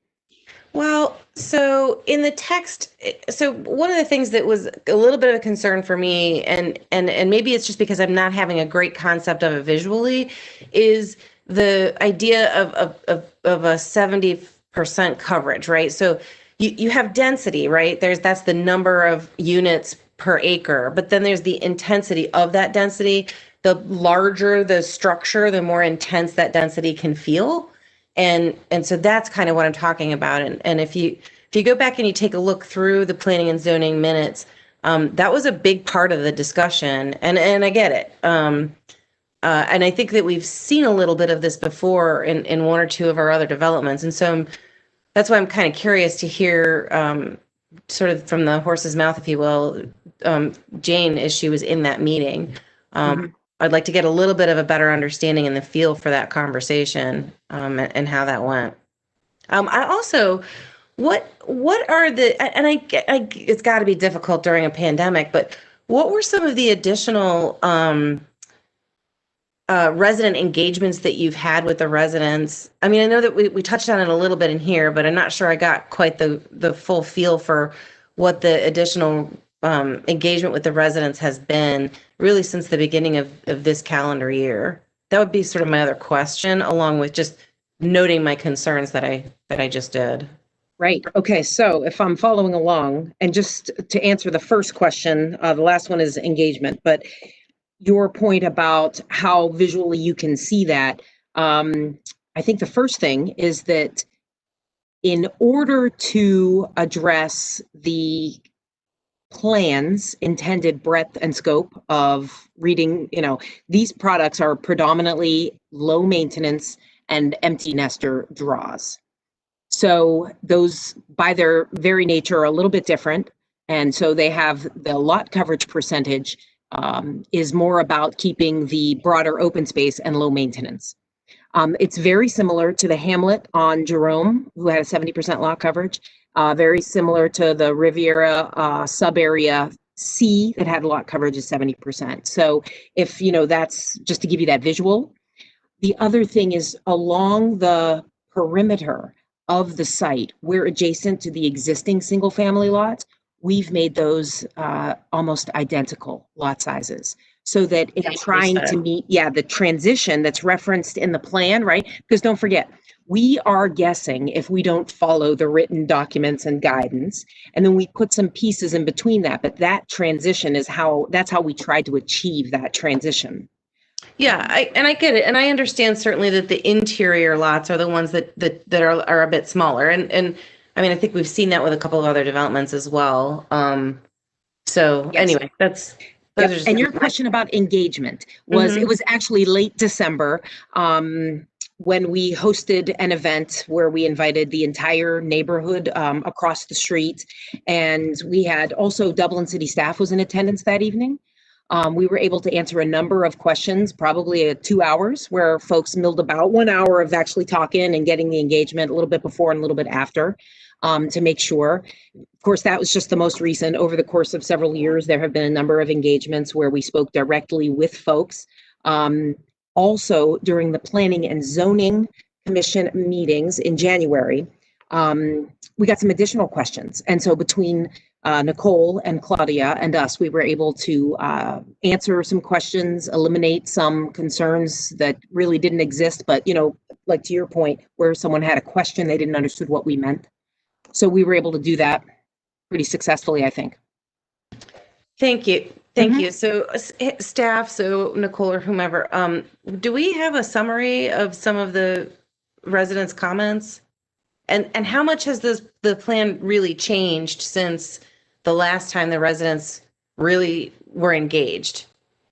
I don't think it has. Oh, sorry. That's you're fine. Not since the last time they were engaged. So to answer the question, the plan has not changed substantively since December of 2019. It remains largely the same. January. Gotcha. Do you have a summary of the comments that were made by residents, or was that not captured? So we do not have a summary of the applicants' public meetings. We do have a summary from Planning and Zoning Commission in January of 2020, which is very comprehensive and includes a fair number of public comments. Yeah, no, I've read the planning and zoning ones. I just didn't know if you had any from the actual. Sometimes we tend to record those, and that's fine if you didn't. I was just curious. Thanks. Quick clarification, Councilwoman Aludo. Most of the substantive changes, including the reduction to 2 stories and the reduction on, just the overall number, that occurred predominantly in January. So just to be between those 2 meetings. Yep, I gotcha. Thank you. Okay. Yeah. And Ms. Comack, I'm going to ask that you make notes of any questions that you'd like to address for council, and then council's going to have their discussion, and then I'll circle back with you and give you an opportunity to make comments. So I want to get through all the council comments. We can kind of make a list, and then we'll address can do. those. Thanks so much. Appreciate you that. bet. Oh, okay, I think Jane was the next that had comments. So Jane, please. Right. So this has come before planning and zoning many times. It was tabled, but consistently, some of the critiques that planning and zoning continue to make is density. We have discussed, and I do understand that there is low density rural and a little higher density, which is the very most you could get on 45 acres would be, if you follow the community plan, would be 3 units per acre. This particular development is asking for 240 units, which if you did give it the most of 3 units per acre, which would be the highest density that the community plan calls for, that would be 135 units. So basically, in a summary, planning and zoning felt that it didn't meet the intent of the community plan. They were not necessarily opposed to having senior living on the 10 acre, but density was a concern, height was a concern. I would like to point out that in the references that the planning department gave council concerning some of the senior living facilities, one of the larger ones was Dublin Senior Star. It's, I think, 134 units. It is on 8 acres. It's a 3-story building. So as planning and zoning was concerned, 150 units on 10 acres on a 10-story building without any definition about what that might look like or how much coverage that would entail, left them with wondering what the outcome of that would be for the adjacent neighborhood, because it was very vague. It's very vague to kind of compare an assisted living facility. The other to an existing one in the city, unless you actually put those numbers together. The community plan also talked a lot about the layout of the development, and the setbacks were very narrow. If you compare it to Jerome, Hamlet at Jerome, that is probably about the tightest development we've planning and zoning has done. It was not in an area that caused a lot of traffic congestion. And in retrospect, they felt that they had allowed a very tight community and probably would not do that again. The average lot coverage in Dublin is 45%. This is approaching 70%. So if you read the planning and zoning minutes, they were concerned about the community plan recommendations, the general welfare of the residents of the vicinity because of the density, the relationship of the building structures to each other. They were very tight. If this is an empty nester community, at one point planning and zoning had asked it to be a 55 plus restricted community, and they said no. So you have a lot coverage with no limit on the size of the structure, very close together, outside of the community intent on density, and taking setback and lot coverage to the very maximum. And we felt, or planning and zoning felt, that one of the benefits of a PUD is that there's always a trade-off. If you're going to get clustering and density, then you should be able to provide some benefit to the community that allows that kind of extreme allowance to benefit the community in a particular way. And planning and zoning just felt that this was quite a bit outside of the variance or the community intent.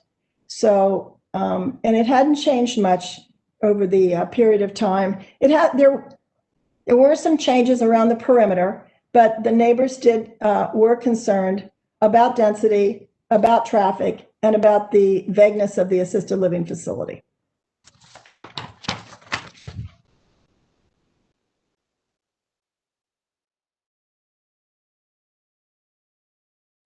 Okay, thanks, Jane. Comments?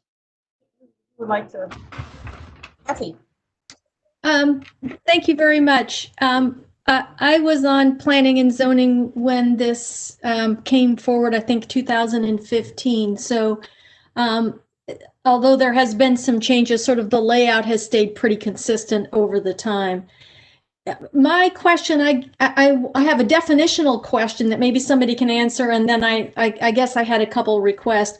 Definitionally, what is adult congregate living versus independent living, assisted living, senior living? Could somebody define, and maybe that's a Nikki question, can you define what that is, just so I'm clear? Yeah, definitely. And maybe Jennifer Riddler can back me up, but the first page of the development text includes a very broad definition of adult congregate living facility. And from my understanding, the intent is to provide as much flexibility as possible in terms of the style and manner of care provided. So everything from independent living to skilled nursing. And the unifying factor is that adults are living together in a facility, hence the name Adult Congregate Living Facility. So it includes all sorts of examples of care at varying levels. Thank you, Nikki. I asked that question, and I guess it's sort of an intensity question. When we look at the size of the proposal of that facility, it would make it one of the largest, absolutely one of the top size in the city of Dublin at 150 units. How integrated that is, what kind of space there is very important. And so I guess my request would be for me to feel comfortable about that. We have so much detail on subareas A and B. We've got bike paths, we've got lot sizes, we've got roadways laid out. And in this other sub-area, we have a stub road and nothing else. And so for me, I'm struggling with the intensity question and really with no detail. I'm looking at the layout here. It's the contrast between the two is stark, so that, you know, residents can say, you know, I'm comfortable and appreciate that the houses closest to mine are going to be larger, and that's a planned layout. Now, I know full well that this isn't fully designed, but at that level of units, it's going to have a significant coverage, and the parking that would be required. I would request that we see something back that the neighborhood can see that says, here are a couple options of what 150 units is, one building or two buildings. It doesn't have to be elaborate, but how that might look. And we've got one roadway in as I see it here.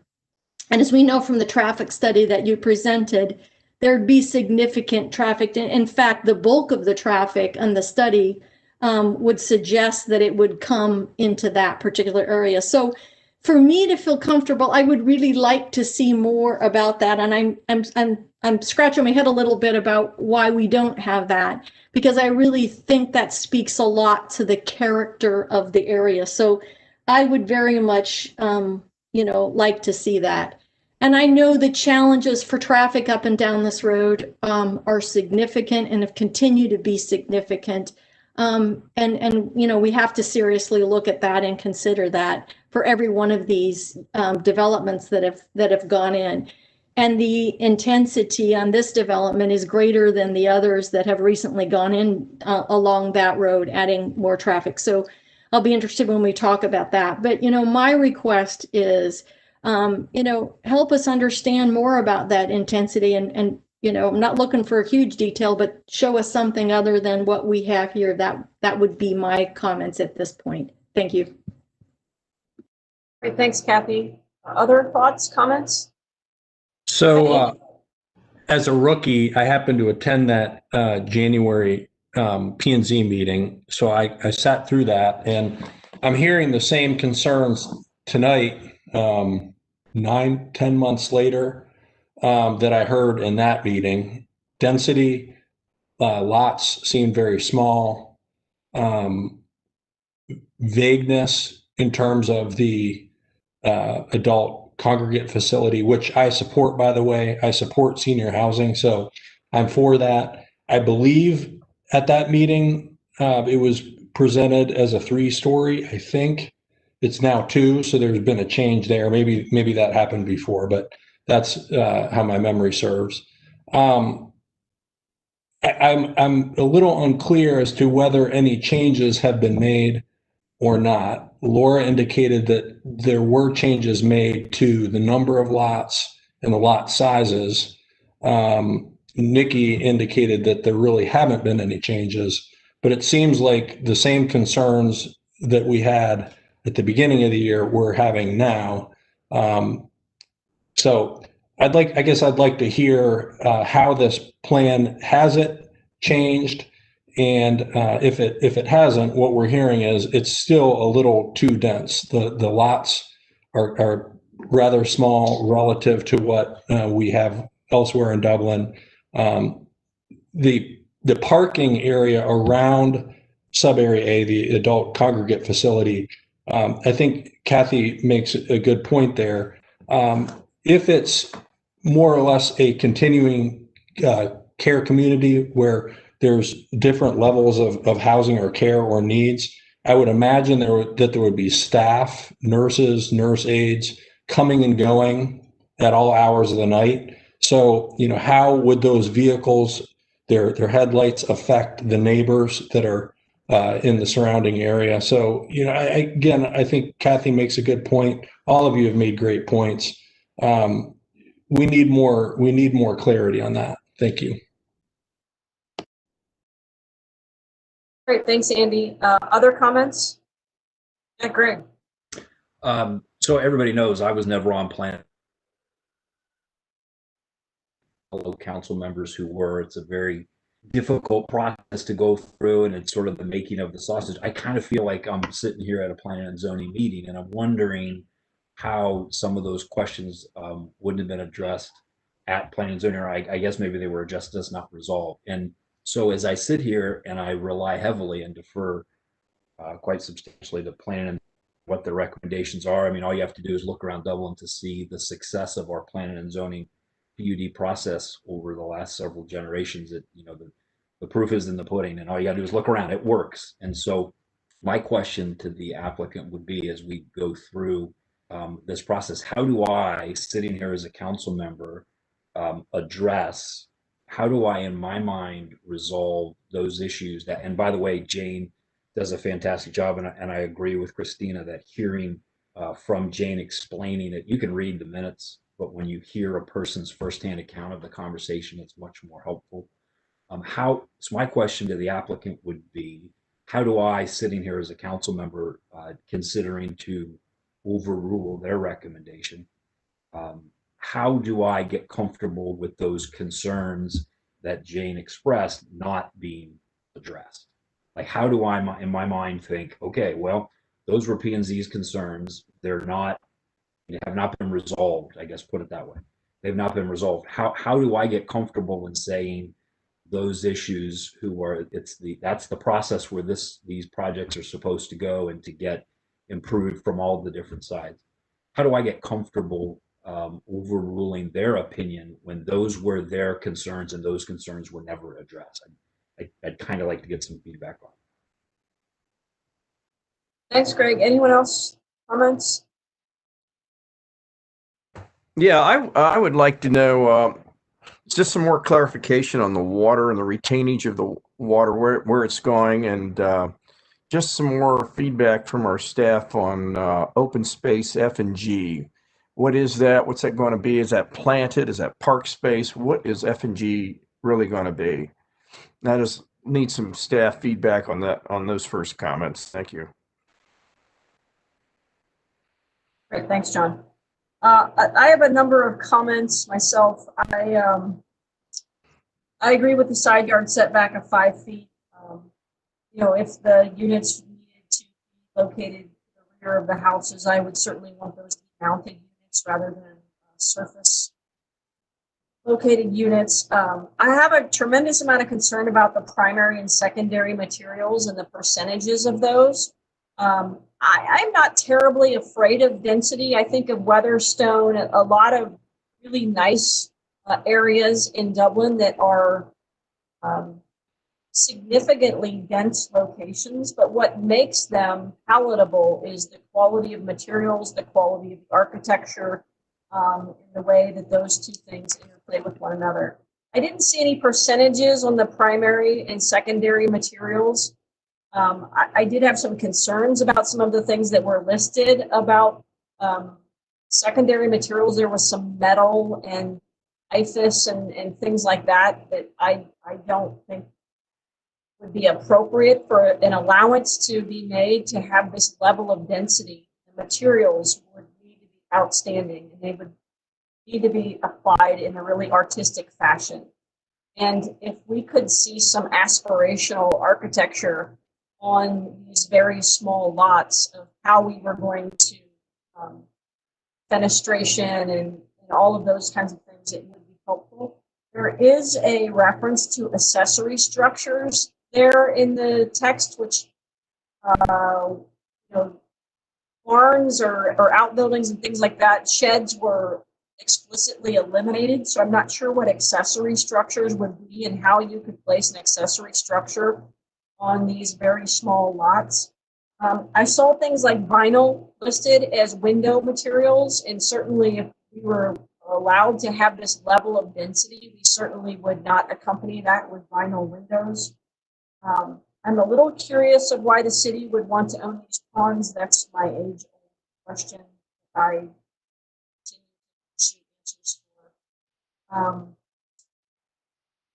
let's see.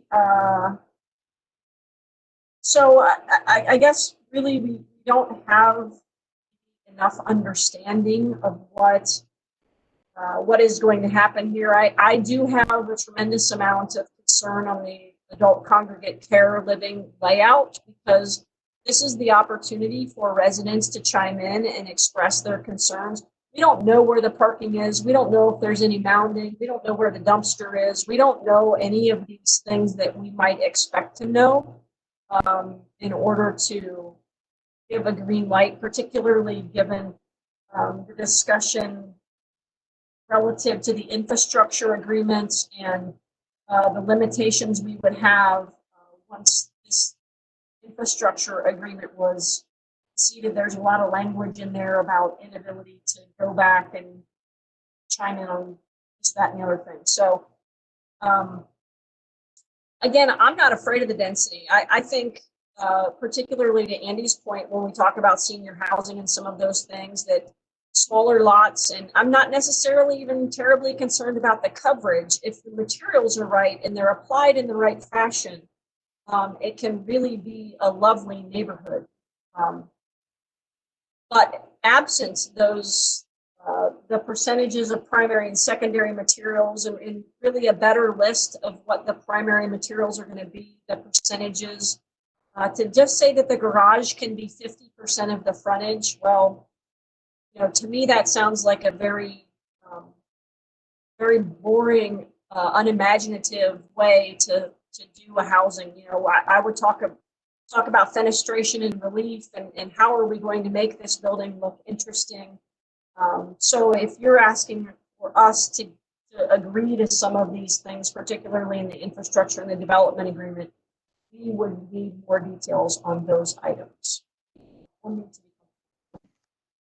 So having that said, I did receive note here from Sue that we have received some public comment via the live stream. So I want to take a minute to get that public comment, and then I will turn it over to the applicant to respond. So Sue, please. Thank you, Mayor. Yes, we have received 3 emails. The first one is from Mr. Hammond, Keith Hammond. He is at 6965 Post Preserve Boulevard. He apologizes. He has some technical difficulties with his internet. He says, my concerns are with the design and facility use of the senior living facility as it backs up to existing homeowners. Traffic, ambulance entry, trash facilities, deliveries, and lighting as it impacts the neighborhood. Thank you, Keith. The second email is from Jeffrey Smith at 7226 Springview Lane. And he says, in every meeting Schottenstein has held with the residents, they have pitched this project as a 55 and over community. However, they are unwilling to commit to the requirements of the Housing for Older Persons Act, which maintains that at least 80% of the units are occupied by at least one person 55 years or older. In fact, the P&Z committee resoundingly rejected their proposed plans, largely because Schottenstein's unwillingness to make this commitment. Schottenstein owes an explanation to the residents. Thank you. And then the third one is from Charles Sanders at 6842 Stillhouse Lane. His subject is engagement, density, and traffic. There has been no continuous engagement of residents since January, to my knowledge. Lately, there has been communication with individuals about our concerns, particularly about traffic patterns based upon the proposed density and intensity of the proposed communities and the hub extensions. The current plans may have a negative impact on safety and resident welfare as a result of such. There are no specific or details to the proposed communities to make us feel comfortable. And that is what we have received as of this time. So I didn't catch, who was that third note from? The third one was from Charles Sanders, and he had done one of the previous comments. Great. Okay, so at this point in time, Ms. Comack, I'd like to turn it back over to you and give you a moment to respond to the things that you've heard. Yes. Okay. So I've kept, I think, pretty good notes. So Mayor, your comments were about percentages and types of material. So your comments leave me as an applicant guessing about what the appropriate standard is to meet compliance and to obtain the approval. And we have actually guessed at this for several years and worked with the staff to try to understand what is that appropriate mix, right? What is that standard? What do you value one over the other?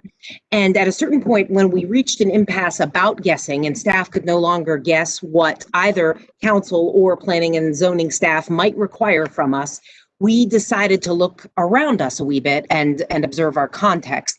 And so we pulled the most recent approval, which was Autumn Rose, and we adapted their materials verbatim. We did the same thing for the ACLF. We went to the Vrabel proposal, which is the ACLF located in Bridge Park. And we went to that and we pulled the same materials and certain details because we knew that that is something that had been approved.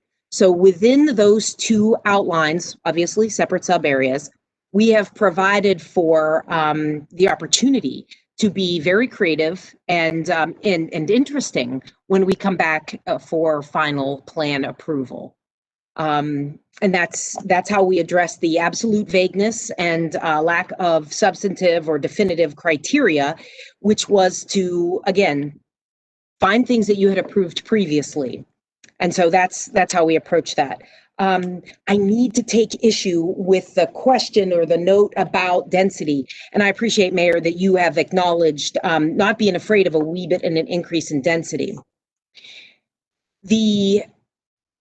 I think something that is really interesting that I'm observing as I watch the year and a half last set of meetings is that certainly, and for obvious reasons, creatures of habit not being the least of which, is that we in Dublin are used to the single family standard that you have all been referencing this evening.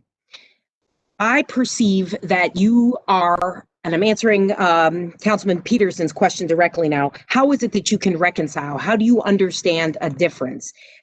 Each of you have said it over and over and over, and it is because this is probably the first, most different residential development that you have seen other than Bridge Park, where certainly that was obviously special, allocated lots of time and intensity around that focus.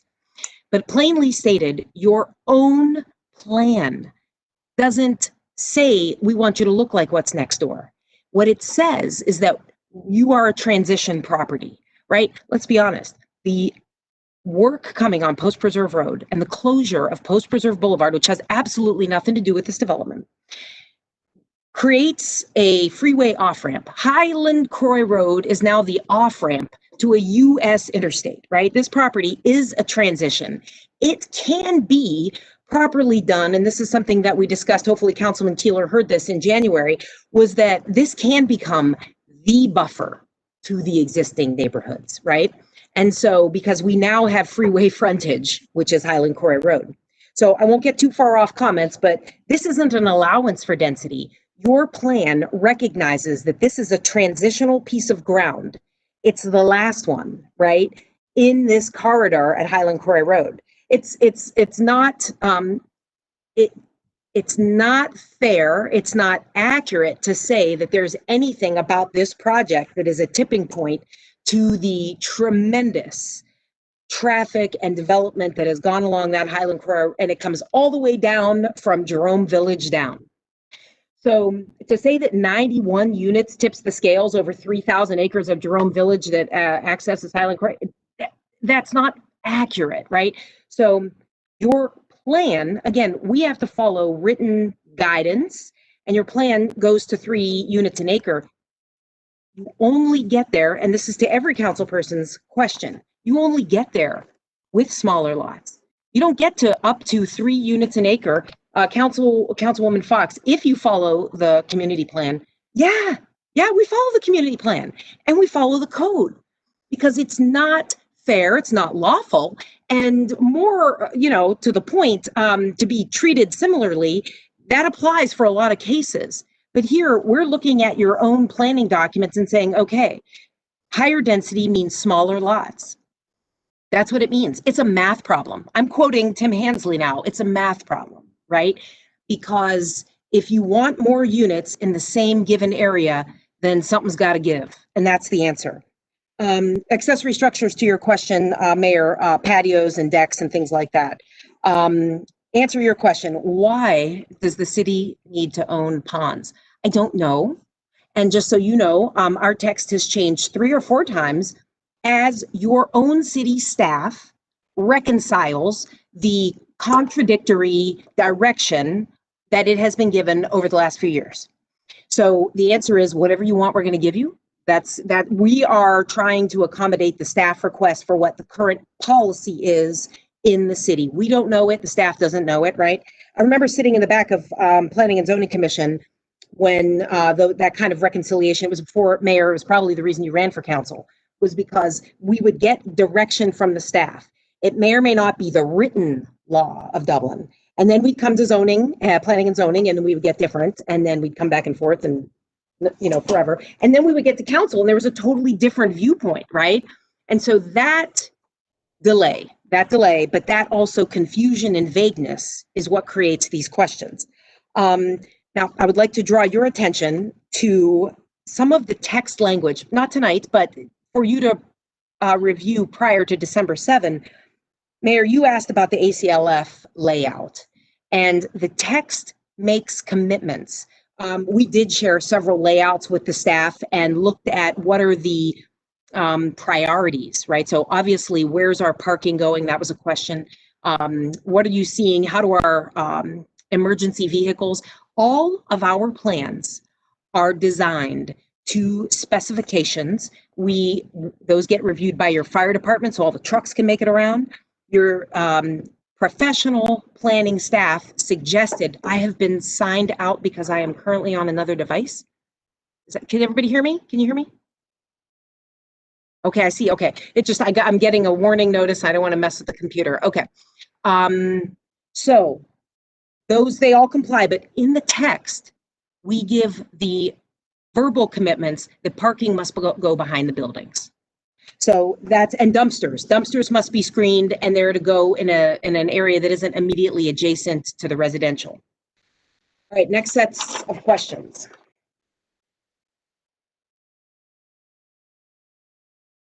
Okay, so I'm getting there. How do I resolve? The answer is that simple. It is a math problem, right? There's a number of acreage, there's a density, and then there are variables that occur in between. Councilman Peterson, the code is a written set of standards, and there's a few other codes. So I'm not aware of any other standards that we are not meeting.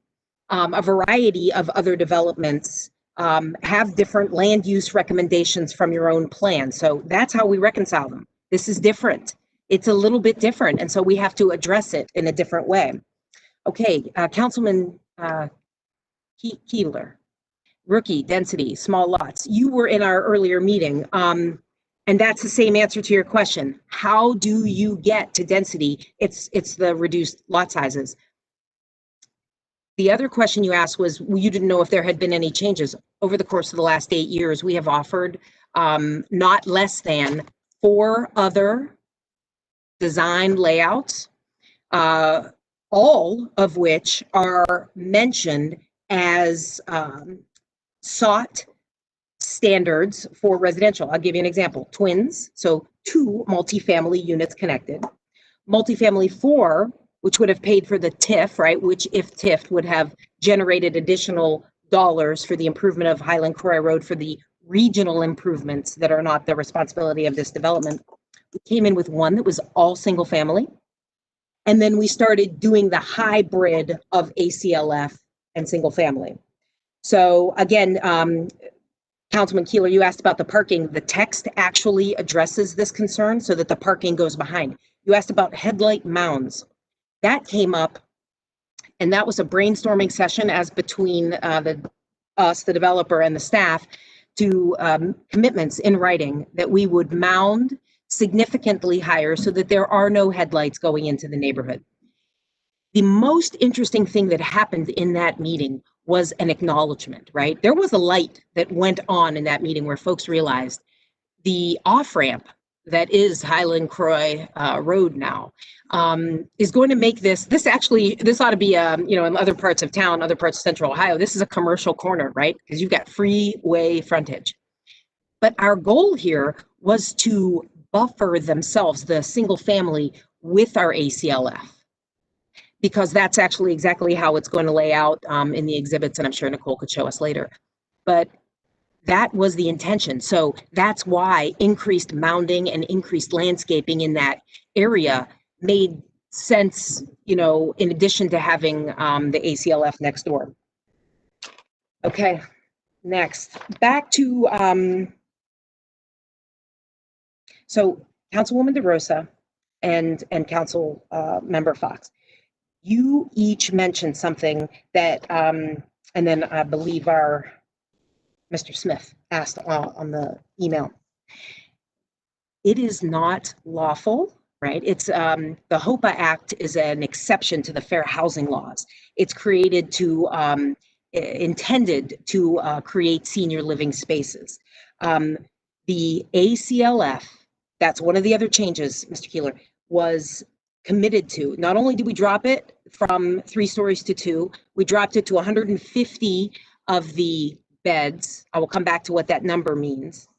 But so all of those changes occurred in the January meeting as a result of discussions We're also going to talk about the very intense discussion that was held among the zoning commission members because they don't know how to reconcile single family and ACLF. So that's an absolute misconception that we're going to get to from Councilmember Fox. But the ACLF we made the commitment to put that under the HOPA Act, which is, again, it's an exception to fair housing law. No sooner could you tell us that we can't have children than you can say, as a condition of your zoning, you must restrict it to 55 and older. That's not permitted in the law. I don't want anyone to misconstrue what we are saying, however, and that is these are low maintenance empty nester products. They're the common maintenance and the facilities, and you don't get to $500,000 price point on exterior materials alone, right? Those are the interior components that are finishes that Dublin residents who are downsizing, who are empty nesters, who are, what have you, are looking for. So that's how we get to those price points, but unlawful. And we understand the component. We're telling you our market, what the market is allowing. And that also allows to maintain the quality standards because you don't get to $500,000 without quality. Okay.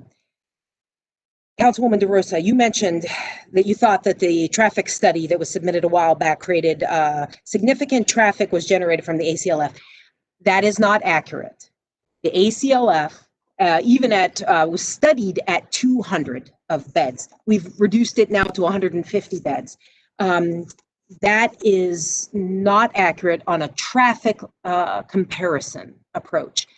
From a land planning approach, there is no direct correlate. There was a significant discussion held at the Zoning Commission about how do they reconcile those, and is staff going to inquire further about those? And I didn't hear any further follow-up on that, but we did. Our units, ACLF is not 150 beds, does not equal 150 senior family. It's actually a single family. It's actually more akin to 25 to 30%, which if everyone's going back to that math problem, puts us squarely within the density that is prescribed, very, very close to the density that is prescribed by your land use plan. I don't want to sound cavalier in any way, but we crunch math on these projects in concert with the staff, right? Staff would never let this go. They would never recommend approval if they thought that we had over intensified or densified, right? I've made those two words up right now. Okay, so next, bulk traffic comes through this site. That is also an absolute misconception, Councilwoman DeRosa. That is not correct. The access point that northbound on Highland Croy and a right turn in is actually a small traffic relief. And don't forget, we aren't closing Post Preserve Road. We aren't bringing all of those units through here. So there's two different things, but ACLF is a significantly, like more than 70% reduction in traffic from single family homes. That this is you made the reference to a higher and larger development than others that have come through for ACLF. That is also not factually accurate. Even the staff report recognizes that there's a spread on the size of ACLF from 1,100 gross square feet, which is how they measure these, to up to 17, from 11,000 to 17,000. We're at 14,000. So we are smack dab in the middle of what's already existing in Dublin. All right, to Councilwoman Fox, 70%. 70% is the coverage. You indicated that you did not know how much it was, 70%, and that is expressed in the commitments in the text. We've already covered the question and comment about if we followed the community plan. It's not 240 units, and I urge you to consult your own planning staff about how those things generally equate. There is no immediate A equals B, but there's, we're right around that 121, 123 number that your own staff calculated for density. Again, the transition from Highland Prairie. You asked about the transition and what are you seeing? We are the transition. right? We're on that wall. We don't think that old people, we think they're pretty good neighbors. Actually, like, I think we're pretty quickly all becoming that here tonight. But just in terms of traffic, in noise, in design, all of those things are intended to make use, but also to themselves be a buffer. It's its own residential, right? It's where our elderly folks are living and coming back to. So I think that I have answered everyone's questions that I took down. And if I missed some, please let me know. I didn't go back over the 55 and older because I'm pretty sure that everybody heard me say that that's not lawful. So I'm not going to keep pandering on that. Vinyl, right? We've addressed that. That's only in trim materials. And again, we'll be coming back for a final development plan, at which time we'd be presenting the elevations, meeting the written code of Dublin, which is the residential design standards. So I'd be happy to take any additional questions on that. I have deferred all comments to the infrastructure agreement to the next ordinance. Wesley, Okay, well, thank you for that. Wesley, can you comment on retention and water, how you're handling the water on that site? Could you hear me? Yeah, you mean Wes or Laura? Yes.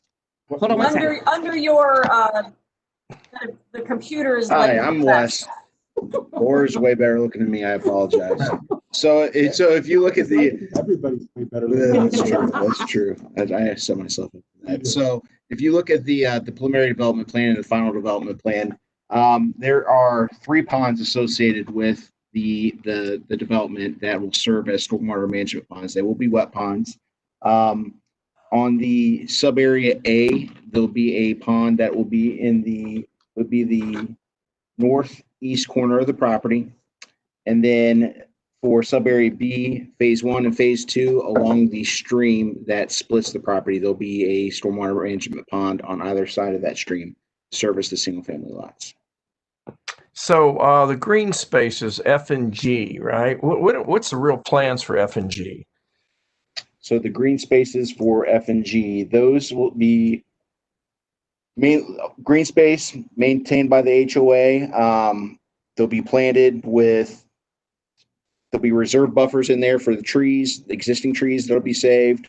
Along the corridors, there'll be plantings along Highland Quarry Road as well. Are the wet ponds considered part of your donation for green spaces? Are they part of that equation? They are part of the open space, correct? Right. And then you have 100-foot setback. The feeling I get as a landscape architect and looking at it is, yes, we're trying to meet the community plan, of course, and I worked on the community plan, but, you know, I also remember the Glacier Ridge plan, which was an interesting solution to this problem. But it's like, okay, we're going to try to pack them in, max out the density that we can get in there. And I think these comments keep reoccurring from my colleagues. You know, and, you know, 70% lot coverage. I get what you're trying to do on senior housing. The 5-foot side setbacks and some of this other stuff, I think, is a little tight if you ever maintain properties like this. So, you know, it's like, okay, here's what we're trying to do. We're going to pack them in. We're meeting the requirements legally. This is what we think we're doing. But, you know, there is also really good urban planning that isn't about maxing out the land use, but trying to plan a really effective, good-looking project. And, you know, on a philosophical basis, you got to say to yourself, you know, what is the benefit of this for Dublin now? What are we doing to make this, you know, a better, you know, something better for this community? Because Dublin really has a great reputation for good urban planning, and you know, that's what we're about. So, you know, those are just some of my concerns, and you know, my colleagues have said the same thing. So, John, I'm sorry, I didn't mean to interrupt you. This is Don Hunter. Hi, Don. How you doing? I'm doing well, John. Hey, I think there's a huge point being missed by council here. So let's take a step back. The huge point is that this is a 45-acre site that is being severely burdened by the City of Dublin requirements that are being imposed on the property due to the interchange reconstruction. If you look at the US 33, 161, and Post Road intersection improvements, that interchange, the direct result of that interchange improvement design, which the City of Dublin is moving forward on, is to create two significant burdens on the property. At the intersection, at the front door of this property, at Post Road and Highland Croy Road, the front door of this property is a roundabout. The roundabout receives all of the traffic exiting north off US 33 right to our front door. So we got to pause there. Let's all understand something clearly. I don't think it can be overemphasized too much.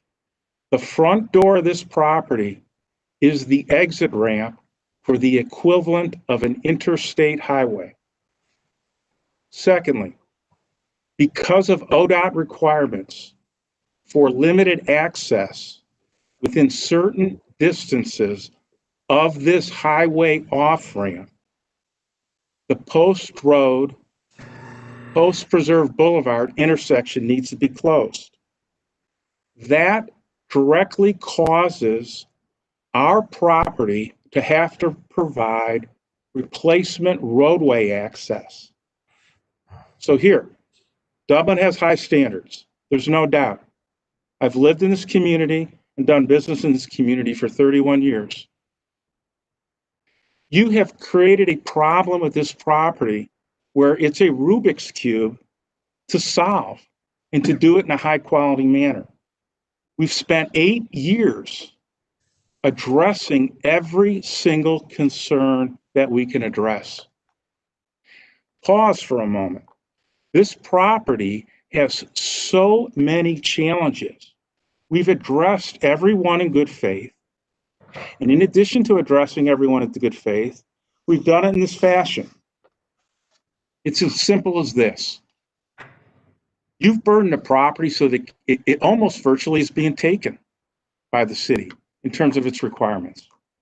So here's our solution. Our solution is very simple. You hand us a lemon and we turn it into lemonade. We provide the city with 90 high quality single family lots. They're going to be over $500,000 in price. That's a fact.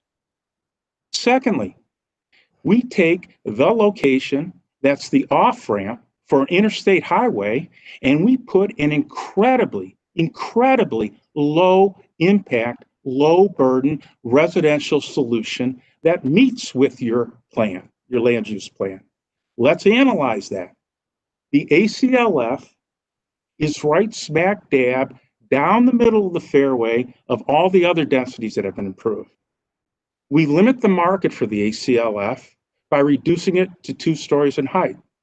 We then similarly limit the ability to provide a site plan on not a rectangular site. It's a rectangular triangular site. We create 5 different burdens from Sunday for a user to come in and design a facility. And we keep restricting their ability to design a facility. We restrict in the text where they could put the parking. We restrict the height. We restrict everything. And then on top of that, we do all that effort and we get a staff approval on April 30th, where after addressing over 200 staff comments over the course of the last 2 years, we meet every one of the staff comments and we say yes. Then on top of that, 4 years ago, we donated over $350,000 of right-of-way for this property when we were zoning Jackman Farms. In addition to that, we've committed in the draft infrastructure agreement to raise that cumulative donation to $1 million. We meet the community land use plan. We've done everything that's been asked of us. It does not appear, based upon the comments we've received tonight, that we have a hope of getting 5 votes. Now, I could be wrong. I could be misreading council. It wouldn't be the first time in 30 years that I misread council. But we got to ask ourselves this. We're dealing with the combination of zoning, John, and we're dealing with the combination of an infrastructure plan. We've been handed a set of challenges here over 8 years, and we've solved every single one of them in writing, and we've made written commitments that run with the land. We then get questions this week, and then on October 19th, we get an email from Dana McDaniel with a draft infrastructure agreement. We then agree to all the terms and conditions of that draft infrastructure agreement on October 19th. And in the past week and a half, the combined Union County engineer and City of Dublin engineer have played hide the pickle with us or moved the goalposts, whatever term or condition you want to use. And we think we're getting burdened with an additional $1 million in costs. Those additional $1 million in costs are changes to the TIS, reinterpretations of our traffic study conclusions by our traffic engineer, so that if this TIS goes a different way than we were told it would go, that's $1 million in additional off-site costs on top of the costs we agreed to pay on October 19th. We have to all understand tonight, are we headed down a path where we have no hope of getting 5 votes? It doesn't seem as if council wants to approve this after 8 years of our responding to every concern and committing to solve every single problem that's been thrown at us. So our frustration level is fairly high. And we have to ask the question is, are we being retaliated for in terms of the Jockman Farm zoning across the street? We don't know. Well, Don, I think you do know that isn't the case. So I would just like to, you answered a lot of questions for us. So I want to answer a couple for you. Okay. No, that emphatically is not the case. We are reviewing this on its merits this year. And we have some questions. That's our job, to ask questions. And we are looking for some clarifications. So we laid out the clarifications that we were looking for.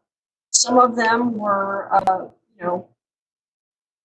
we have some traffic study components that are still being analyzed. So those things should work themselves out prior to second reading. We should have more answers then than we do today.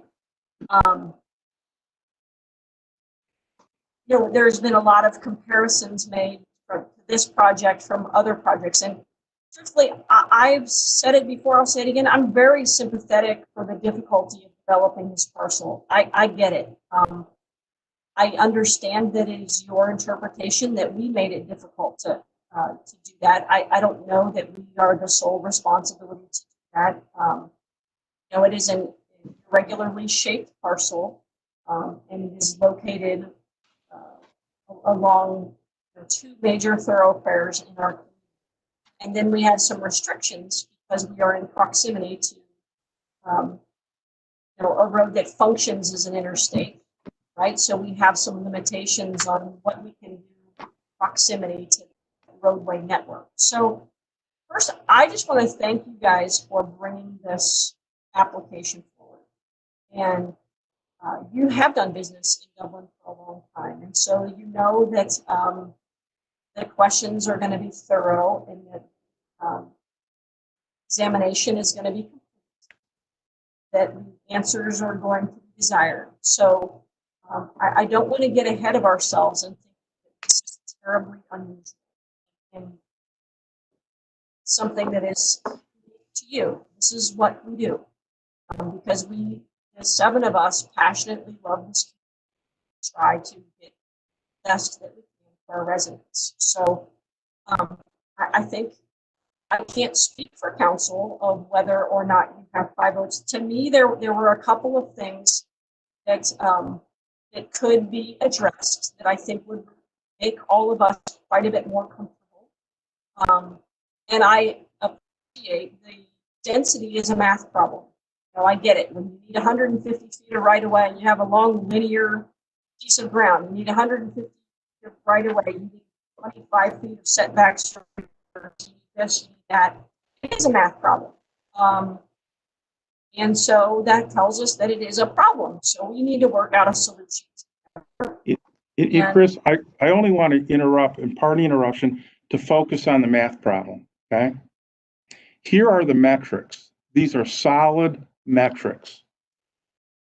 From a traffic impact standpoint, there are 90 single-family homes.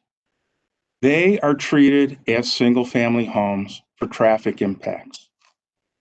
We're asking to be zoned for 150 senior retirement ACLF uses. Those convert, they are very low impact. When you take the totality of residence traffic, when you take the totality of all uses that might occur there, those 150 units equate to 33 single-family homes from a traffic standpoint. Okay? Well, I certainly do appreciate that. And once the engineers have finalized the details on the traffic impact study, I believe all of that is going to come to light. I have no doubt that those are the things that it's going to tell us. All I'm trying to do here is make sure we all are speaking with the same labels. I'm not asking you to make a conclusion at this point in time. What I'm saying is a lot of different numbers have been tossed around. What I want to leave council with on this very critical issue of density, because it was the issue that was paramount in Planning Commission's mind, is that when you do the math and you take the sum of all the ACLF units and the sum of all the single family units on an apples to apples traffic impact basis, they equal 123 single family homes. That's all I want to clarify. Okay, well, and that number, if true, which I'm not arguing that it isn't, will be validated and will become apparent when we have the final traffic impact study analysis. It's been done by Delaware County and the City of Dublin as well. So I don't agree with you at all. It depends a little bit on what kind of use it is, if it's more independent versus, true congregate care in terms of assisted and things like that. So those things, that's not a math problem. That's just a timing problem. So the math problem is the density, and I am sympathetic. I, for one, I cannot speak for all seven. I am sympathetic to the density issues developing this, and I am not afraid of the density. I will go out on record and say that at this point right now, I am not at all afraid of density. Density can be done exceptionally well with high quality materials and high quality design that is done in an artful way. And the comparisons to Autumn Rose, they're at 5% lot coverage. We're at 70% lot coverage. Their minimum lot size is 9,100 square feet. So it's a very different. I appreciate the analysis that you're trying to say the last thing you did, but that would be like saying, the last meal you ate would have to look like the next one. They're all different because they have different purposes. So the intensity that you've heard council speak about on this is higher. I don't know that that's necessarily bad. We are in a transitionary state. I completely acknowledge that. But that just means that we need to be more creative and more artful in the way that we apply architecture and materials. So I want you to hear that loud and clear. And I think some of my fellow council members might agree. We do have a second reading on this. It's coming up on December the 7th. I think maybe it isn't required by you, but I think we would ask that you might give us some inspirational things relative to the congregate care of, how does that look on that piece of property? What is the build? What in your mind's eye? What do you anticipate the building footprint to be? And I certainly understand and can appreciate that this would have to go through the planning process, but just get level of, this is kind of how we can see this play out. We just want you to see from a graphic standpoint that it all fits. Well, let me address the architecture. We presented a highly refined architectural plan when Monsignor Hendricks in the Columbus Diocese was trying to come to this site. Okay, we had a particular end user in hand. Okay, when we could not get the site zoned, they went to the Jackman Farms site. So when you have a user, here's the key principle. There's two key principles here that will not allow us to fulfill your request in any manner of good faith or honor. Here's why. When you have a particular user, you can do that, okay? Or if you're Vrabel and you own your own site, and that entire site is going to be dedicated towards a specific identified use, then you can present detailed architectural plans at the preliminary plan zoning stage. We don't fit into any one of those categories. Here's what's the issue. You have a 45-acre site. There's a landowner that wants to sell the entirety of their 45-acre site. The assisted living use is the tail wagging the dog here, okay? We don't have a user in hand. That comes at final development plan. Anything that we would show you within the way of architecture would be a guess. We would be unintentionally misleading to you. You have your protections for architectural use in the restrictions within the text itself and the ability on final development plan to review and comment. Anything that we would do to tell you what the architecture is today would be unintentionally misleading and disingenuous. We don't have that That's ability. totally your prerogative. That I get. I'm speaking. 5 of the 7 city council members were not here when that happened with our previous applicant. So that's We don't fine. have a- You the don't reason- to the letter of law. You are not required to provide that. I was simply suggesting it is a means helpful to at least visually. We understand appreciate how- that. So we'll move on from that and we'll look forward to a second hearing on this on December the 7th. And I appreciate that you took these notes. So we all know what our thoughts are going in. So I will check in one last time with Ann and Sue. We did not receive any additional comments. No, we have not. Great, Sue. No additional. Appreciate that. Okay, we will move on to ordinance 52-20. Ordinance 52-20, authorizing the city manager to enter into an infrastructure agreement with Schottenstein Real Estate Group, LLC, in Union County for the Dublin Gateway. I'll introduce it. Great, and our staff report is going to be from Mr. McCann. Go away. Sure. Good evening, members of council. Thank you. I'm going to ask staff, hopefully someone's got the next slide deck that they could share. There's only a couple slides in there to reference. Hopefully someone will bail me out there. Ordinance 5220, they proposed infrastructure agreement with the Schottenstein Real Estate Group. It's a companion legislation to Ordinance 5120 that you were just considering. As council is aware, the upcoming, and has been discussed tonight, mentioned tonight, the upcoming reconstruction of the 33 State Route 161 Post Road interchange has long influenced the future of the Post Preserve Boulevard entrance and the need to provide ingress and egress to Post Preserve from Highland Croy. Regardless of the proposed rezoning before you or one in the future, the city will still need to facilitate connectivity to Highland Croy, again contemplated as part of the interchange design process. The rezoning before you, should you approve it, provides an opportunity to address this. Therefore, we're proposing this infrastructure agreement.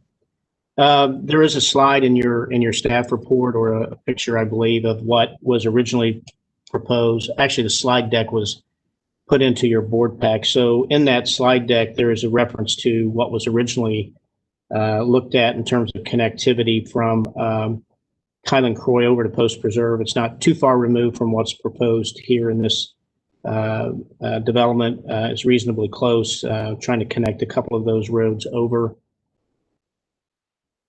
Thank you, Nikki. There you go. So that, I think that was what was originally looked at back in the day. I think there's another slide there that reflects the road laid down as proposed in the rezoning. Unlike other situations that we typically have wherein the developer would typically be responsible to fund all roads, utilities, appurtenances, and such associated with their own development, staff proposes that the city have some responsibility for cost sharing due to the influence of the upcoming interchange project that I just mentioned.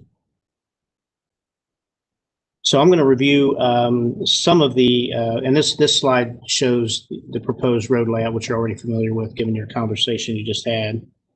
I'm going to review just some of the highlights of the agreement at a pretty high level. And there's also a reference in your board pack as well as to the breakdown of the various costs reference these roads. First, the developer has agreed to contribute to offsite improvements. The dollar amount in the proposed agreement is based on a similar formula and contribution made by the Autumn Rose Woods development just to the north of this proposed development. And by the way, that was at the request of the developer.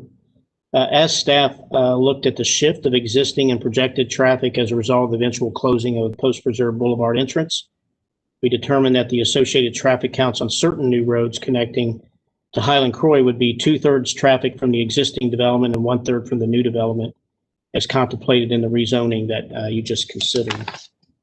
Therefore, the proposed infrastructure agreement apportions the cost of certain roads or sections of roads, intersections, and new gateways accordingly. This is reflected, yeah, that shows the breakdown. This is reflected in the staff report agreement and this slide before you. Keep in mind the details contained in the agreement reference all the associated improvements with the new roads, intersections, and gateway entrances. There's many details in the agreement, such as the donation of right-of-way and easements, which we greatly appreciate, management of the contract process and the project construction itself, reimbursements by the city, prevailing wage requirements, and so forth. There are also references to a boundary adjustment from Jerome Township to Washington Township. As council is well aware, when developments come in that are in Jerome Township, we have typically aligned the Washington Township service boundary for fire and EMS to any new development, and we would propose to do that here. As you know as well, there would be associated reparations to Jerome Township. We're proposing that be done by the developer as a result of that adjustment.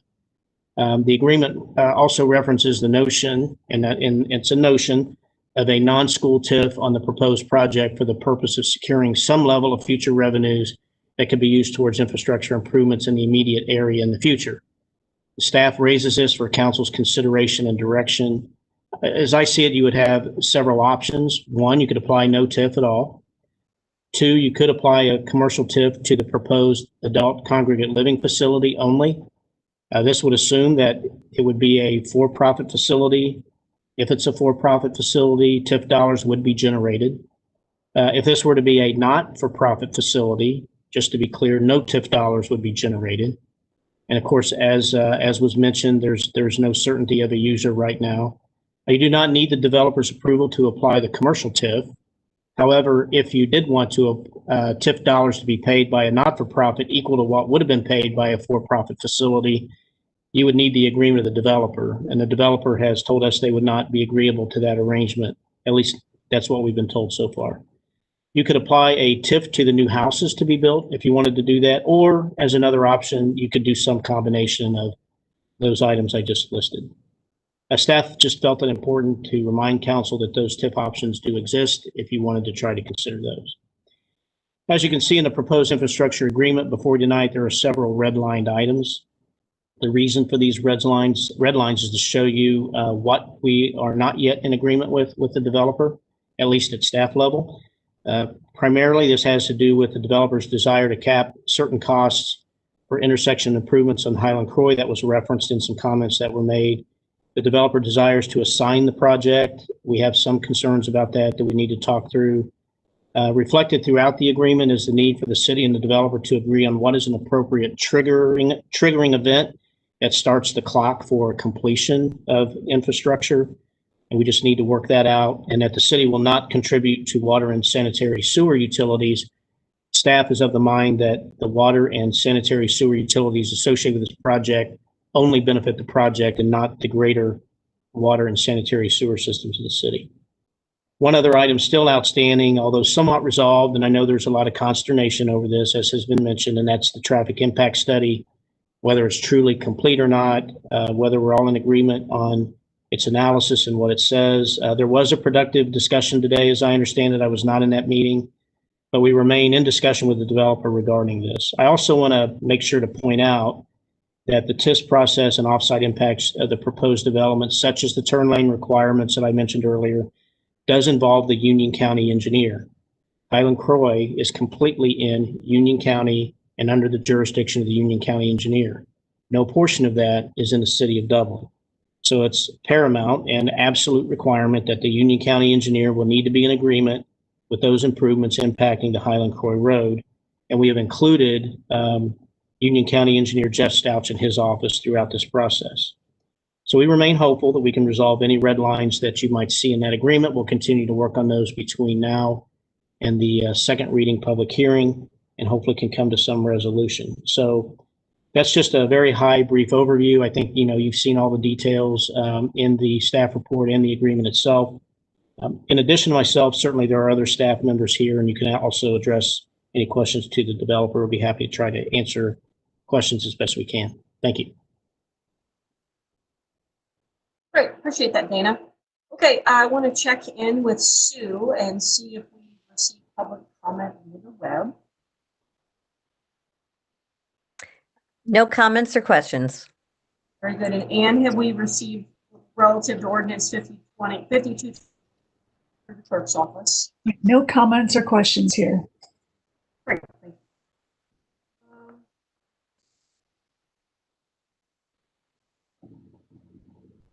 And open up to council for questions, discussion.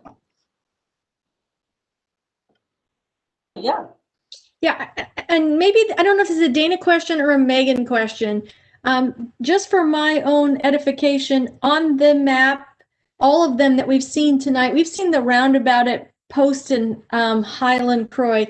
That is no longer going to be a roundabout. That will remain a fixed light. Is that correct? I'll refer that to Megan or Paul. That is correct. That's going to be a signalized intersection. Okay, so at one point initially, the concept was out there that it would be considered for a roundabout. And then once we started studying it more and went into design, it was decided that it'd be more appropriate to be a signal. Yeah, that's what I thought. So I just wanted the residents that are looking at this map, because I know we've had some discussion with them and they said, I thought this was a light, but the maps here still show the roundabout. So for clarity, I wanted that to be cleared up. Then my second question, Megan, as traffic studies are done, when it is congregate living and it's not really clear what's going to happen there, how does one decide how to do a traffic impact study? Do you assume a certain mix that that building will be independent living, assisted living, all, how do you do that to get the traffic impact? And I'm not looking for the answers. I'm just sort of looking for the strategy, because at this point, we're not quite sure, as we've said, what that's going to look like. Thanks. I would actually like to defer to Aaron, if he's still on, to speak to how that was considered. Sure. So basically how that was done in a traffic impact study, anytime we have a mix of land uses, we have a manual, a nationally accredited manual, an ITE manual that's a trip generation manual. What that tells us is it uses many studies to model traffic generation from different land types. So single family is one of the more common. For this one, the land type that we use, there is a use in that manual called senior adult housing. So one of the methods that we use that you can use for criteria is number of beds. So Don was correct earlier when he said the study that we have that we're currently finishing models 200 beds of senior adult housing. So when we look at those land uses, we model what's proposed, and if there is the opportunity, we'll look for the most intense possible use that they have under their zoning. So if it's senior independent living, that would be the most intense, or what would be the most intense possible use in this scenario that we're talking about here? So when we take a look at this one, with what they have specifically proposed, we find the best fit within that manual. So when you would look through that manual, it not only does it have a title of the land types, but it gives a description. So there are many different types through there. There might be a commercial center that will describe it. Now, quite frequently, unless it's a single family or multifamily, it might not be a perfect fit, but we find the use that makes the best fit with what they're being proposed. So this one, when we looked through the manual, was the best fit as far as trip generation. Great, thanks, Kathy. Other thoughts, comments from council? I have a question for Aaron concerning the road configuration. Aaron, when the first road configuration was developed, did it change because of the development's design, or did it change because of the new 16133 roundabout? So now we have 3 roads, and the development has the ponds on the north end. What caused the roadway change? Was it the development design, or was it because of the 16133? So it was a mix.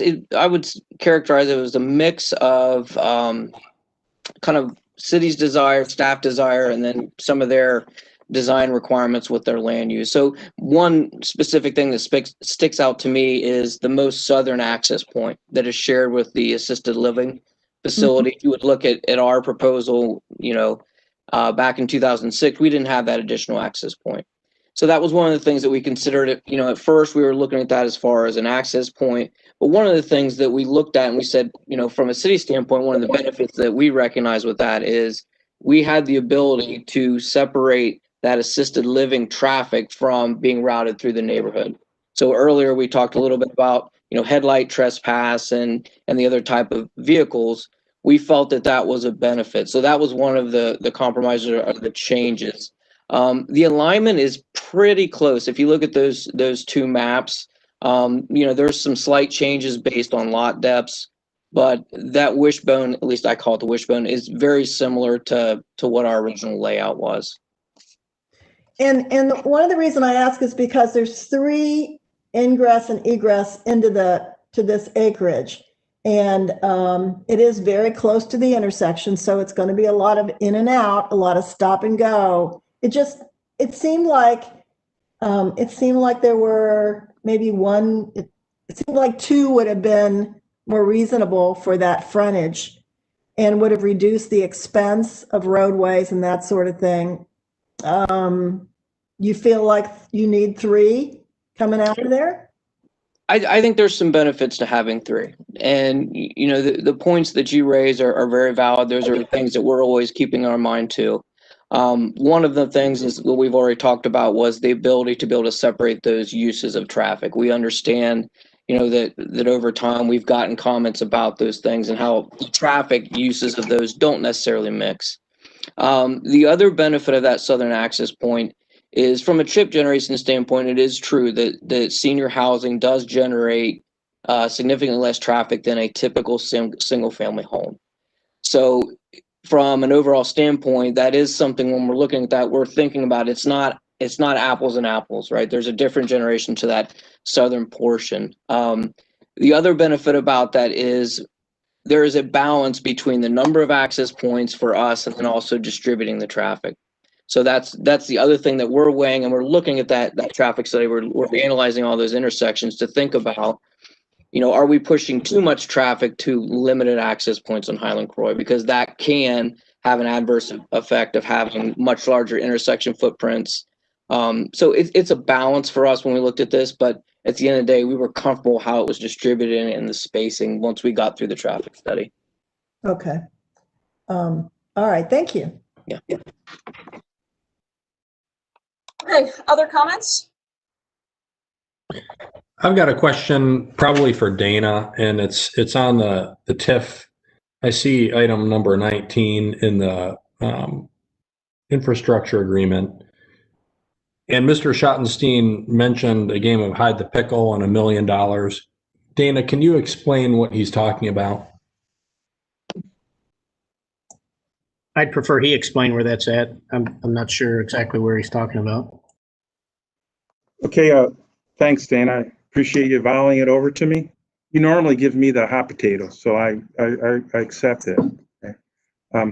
We have not had a concurrence and agreement from Union County Traffic Engineer and from the City of Dublin Traffic Engineer that our turn lane responsibilities for the northern full service access point will be equal to the traffic study recommendations.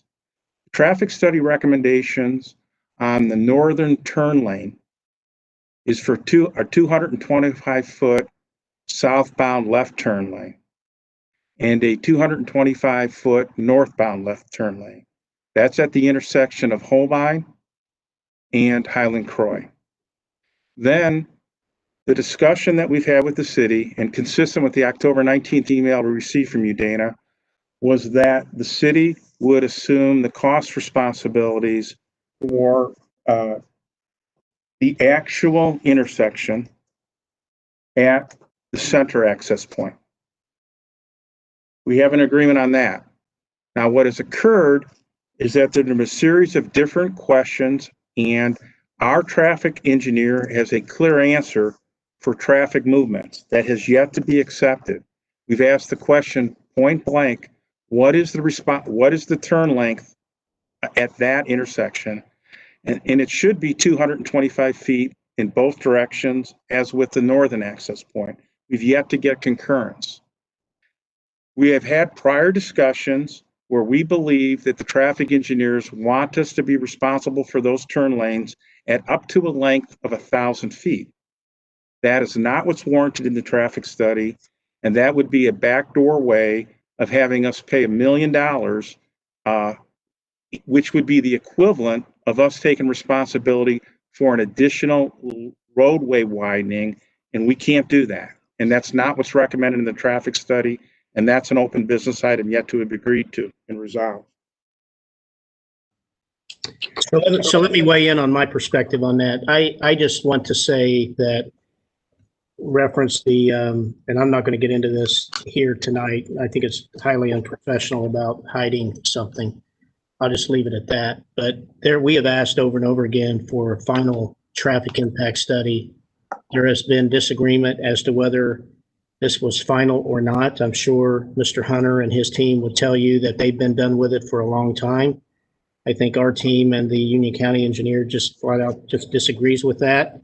I'm hopeful after today's meeting that there's been some understanding that we have what we have and that the traffic impact study is where it is. There's been comments provided back, in my opinion, and that of my team. It's been late to the game, but we're going to work through that and we'll see what that impact is. And then from there, we'll have that discussion over the next 2 weeks and we'll get back to you at the next meeting. Okay, I appreciate that. I think the things that I would like to share just on some high level things is that our agreement that we've got between the parties is that we would pay just under $180,000 for our traffic impacts. That represents on a cost per movement a 22% premium over what Autumn Rose paid and an 82% premium over what Riviera paid. And then if you look at it just on a cost per single family lot, we're in excess of both by significant numbers. The point is, based upon our discussions, we have an agreement on what our offsites are. We feel that we're being treated okay there. We don't have any problem with that, but is it a premium over what others have paid for in the area?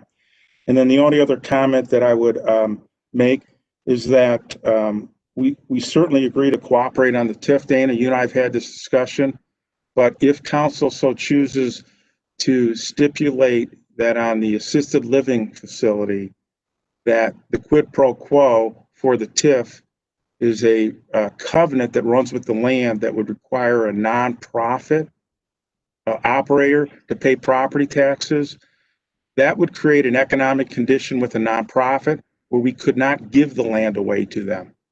We would not be able to sell or develop the land.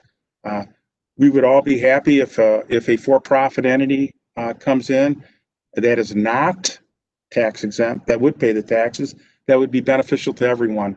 but to go on the record with council and to recap our conversations, Dan, and I think you did an accurate and a good job of recapping our conversations. That's a business term we can't agree to for those reasons. Okay, other thoughts from council, comments? Hearing none, I would just like to say, I don't mind doing a TIF on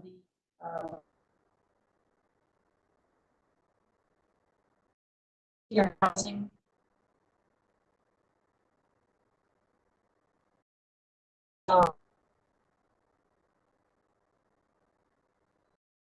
If the tenant there would do that, I would. If not, I'm not necessarily in favor of running that as a covenant with restriction the nonprofit would have to pay. So in terms of the residential portion, I'm not necessarily in favor of TIFing the residential portion, which at the end of the day, we may not get any TIF dollars out of the deal in its entirety and help contribute to the improvements that are necessary along Highland Croy, but it would be consistent with our practice across the city. And I think I am more interested in make sure that we are consistent in our practice across the city. So with that, any other comments? I have a question on the road on Highland Croy, the entryways. I presume that we're following our normal procedure and we're going to put in the turn lanes, right? Or the applicant will be paying for the turn lanes, right? I think that's part of the discussion that we just had, that the applicant has their contribution for up 250 foot, the expense of it, and you know, whether the determination is 250 feet the right number or not might be subject to conversation, but they're willing to contribute to the turn lane installation of a 250 foot turn lane in either direction. Yeah, no, that's always been a tradition that, and that is to stop the traffic from being impeded. So we've always had that tradition in planning and zoning that would be executed by the applicant. So we started that probably in the 80s. So it's just really important that concept be carried out, because it really screws up the traffic flow when one car stops on a 2-lane road. Or, you know, we know this road may be widened in the future and should be, but you know, it's really important for general traffic that occur. That's all I have to say. Thank you. Okay, any other comments?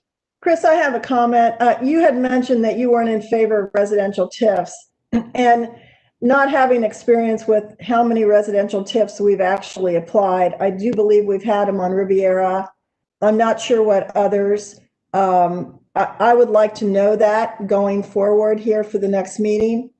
Because if one is to give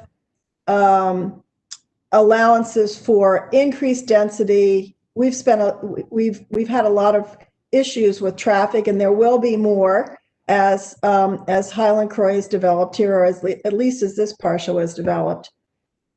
It would be good to know if the TIF dollars that may come off of residential would be beneficial as a advantage given because you do maybe allow more density.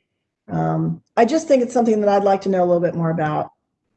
Sure, I'm sure staff can put that all together. When you say Riviera, there was a residential TIF, but it was just on a single neighborhood within Riviera, not the Riviera development at large. And I do know Tartan West, and there's been less than a handful, but I'm sure staff can provide all of that information prior to second reading on this. Right. Thank you. And it's really a policy decision. Okay, thank you. Okay, other comments, questions from council? Okay, great. Well, certainly want to thank you guys, and make sure that we look forward to second hearing on this. Both 52 and -20. Oh, Chris, we thank council. We appreciate the time and look forward to continuing through the process. Thank you. Great. Appreciate it, Don. Have a great evening. You too. Thank you. Of it. All right. Okay, introduction, public hearing, resolutions. Resolution 66-20. I think we've skipped over. Oh, yes, sorry. Craig would not like that. Yes, I'm sorry, ordinance 5320. Right. Authorizing the city manager to enter into a real estate purchase agreement to convey 0.002 acres of land located between North High Street and Darby Street, and authorizing the execution of various related documents. I'll introduce. Thank you. Okay, Jennifer Radler and Jenny Rouse have our staff report, so please take it away. Good evening, council members. The owner of Tucci's, located at 35 North High Street, approached the city to inquire about the purchase of a portion of city-owned property located on the north side of the existing restaurant. And you'll see the diagram that Jenny has put up on the screen. The city-owned portion is a 12-foot wide strip of land running east to west, and it's got an existing sidewalk and landscaping. The real estate purchase agreement memorializes the terms of sale. So it's our standard real estate purchase agreement. The purchase price is $7,840.80, and that's consistent with the appraisal that the city obtained, which valued the property at $90 per square foot. The ARB informally reviewed the proposed expansion of the restaurant, which is the driver behind this request, on October 28th, and expressed support for the expansion. And Jenny's going to highlight just a little more detail about the expansion. Good evening. Thanks, Jennifer. So as Jennifer said, this shows the outline of the site, and then we have provided or been included here, if I can advance my slides, the area shown with the green outline of the city property, and then you will see the proposed addition and that area that encroaches into that area, requiring then the real estate purchase agreement to enable that to happen. So as Jennifer mentioned, the expansion of the wine room is on the north side of the building, and it's approximately 200 square feet. It will extend out and provide some expansion space to this building. This is the elevation that was presented informally to ARB, which shows what the expansion will look like, materials and color palette. ARB reviewed that and was supportive of their request and of the material, as well as the location and the size of this, as it's to the side of the building, and the materials coordinate with the existing building and structure that are out there. They did also provide some 3D elevations just so you could get a sense for the size and the scale of the addition, but then also the retention of the sidewalk area that's there and the landscaping that will be included, as I know that was a discussion of council when we introduced this topic. And that's all I have. Great, thank you. Okay. I believe that Craig Barnum is with us this evening. I don't know if he has anything to add to that staff report, but there he is. But you're still on mute, Craig, so unmute yourself so you hear all the wonderful things you have to tell us. Maybe, got it? There you go. Okay. Okay, I'm here. Good. Do you have anything to add to the staff report as we just saw? No, but it's 10 o'clock. It's about wine 30. This has been a wow, unbelievable. No, thanks for having me. I mean, we've had a very interesting 8 months down there since March, since the shutdown for about 2.5 months. I do want to point out that Dana McDaniel and Jennifer Rausch and the team down there have been really gracious to us as a business down there and doing everything they can to allow us to be successful. Tucci's was very successful during the pandemic. That patio obviously added a lot of seats, and my other restaurants weren't as fortunate. Some of our Matt the Millers were a little shaky, but Tucci's continues to do some great business. But I will say, since the patios have closed, Tucci's has not done well, added to the amount of seats I've lost inside.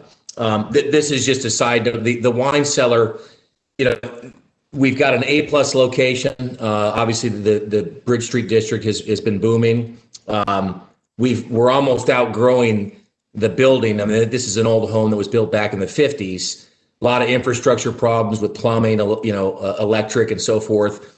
And we become a very wine-centric restaurant. And most of our wine is stored back in our garage in the back of the restaurant. And if you ever walk back there, it's not the most organized situation. We've got wine all over the place. So the little wine cellar that you see existing in the restaurant probably only holds maybe 40 or 50% of what we actually have in the restaurant. And by doing this expansion, it's obviously going to help our capacity and allow us to buy older vintages and actually make it a customer amenity where we could actually walk them in there before their dinner, and they can pick out a nice bottle of wine. We'll probably have a little space in there for people to drink wine and so forth. It's going to be a very, very expensive endeavor. I wouldn't dare tell you per square foot what this is going to cost me. It's crazy. But it's really going to add just to the overall reputation of the restaurant. I don't think anybody else that I know of in town actually will have a wine cellar like this that they'll be able to walk in, and a pretty substantial one as well, and view all the bottles of wine. So I'm really excited about it. So I appreciate the city's support on this. Great. Well, thank you. Okay, I want to take for public comment and check in with Sue to see if we've gotten any comments through the live stream this evening. We have not. Okay, thank you. And with Anne, have we received any through the clerk's office? No, we have not. Okay. Council questions and discussion. Anyone have comments? I'm glad to know that the $90 a square foot the city is selling him for the wine cellar is not the most expensive portion of his wine cellar. This is Kathy. I appreciate the ingenuity, and I hope this is a great success. So I'm supportive of this. Thank you. And thank you for being creative with us. I know the staff has been working hard with you and the others to try to make it through what is an unbelievable time period. And we appreciate your partnership. Thank you. It has been very difficult. Fortunately, today our governor did say late this afternoon that there would be no shutdown. Thank God. Our staff was on edge when he made those statements last week. So I can't imagine shutting these businesses back down. And really, if you look at what we're doing inside, with 6 feet of distancing, we have bar dividers, those plastic dividers at the bar. We have those huge, tall dividers, wooden dividers between each booth. You know, a lot of the restaurants are doing what we can to make it very safe, and we get comments and compliments almost every day from our customers, like, "Man, thanks for doing all this stuff and making us feel safe." And when the governor came on and said we're going to shut all the bars and restaurants down, I'm like, man, that would have been a tough go. But fortunately, he said today he's not going to do that, which is great. Well, Craig, Well, it isn't Wednesday yet, but but we'll be hopeful. Yes, we're gonna. You never know. Tomorrow could bring something. There are curveballs ahead, but you know this is the time of year, Thanksgiving, gift card sales, parties, Christmas. I mean, this is for restaurants. This is go time. So it's already going to be lean in the sense that we can't have large parties. We can't do anything above 10. But we'll do okay. I think a lot of the restaurants will at least have something to look forward to. And there is a part of the market that enjoys still going out as long as they feel like the operation is following the procedures and so forth, which we do. Yeah, Craig, I've been there since this whole pandemic thing started, and I think you guys do a wonderful job. I am very supportive of this. I think it's going to be really super cool. And I love the creativity, especially in such a tight area. Thank you. Thank you. Yeah, we love the location down there. I mean, it's only getting better. And I'm telling the staff, we've got to make it to March and April. That's kind of for me, the target date as far as, patios reopening, vaccine and so forth. These next couple of months could be a little dicey. I get it. So we've got our eye on the prize. Just make it to March or April, and hopefully things will loosen up. But we've had a great run down there, and we really appreciate the support. And that location has only gotten better, and it's going to get better in the future as well. Good. Well, we will look forward to seeing you for second hearing on December the 7th. Okay. Yeah. With that, we will go ahead and move on to introductions, public hearings. I have Resolution 66-20. It's requesting the Delaware, Franklin, and Union County auditors to draw money that may be in the county treasuries and to issue a draft to the Director of Finance of the City of Dublin for any money that may be in the accounts for the City of Dublin. I'll introduce it. Thank you. And our staff report this evening will be back to Mr. Matt Stifler, and there he is. Matt, please. Absolutely. This is a routine piece of legislation that allows us to request the advance from the auditor so that we can get access to our money sooner and earn additional interest. We recommend adoption tonight. Great, thank you. Sue, have we received any comments through the web? We have not. And to the clerk's office? We have not. Okay, council questions and discussion?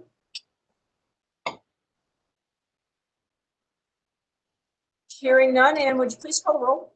Sure. Mr. Keeler, Yes. Vice Mayor DeRosa, Yes. Ms. Ludo, Yes. Ms. Fox, Yes. Mr. Peterson, Yes. Mr. Reiner, Yes. and Mayor Ambrose Grooms. Yes, thank you. I'd like to make a motion to waive the council rules of order to address Resolution 67-20 and 68-20 together. Is there a second?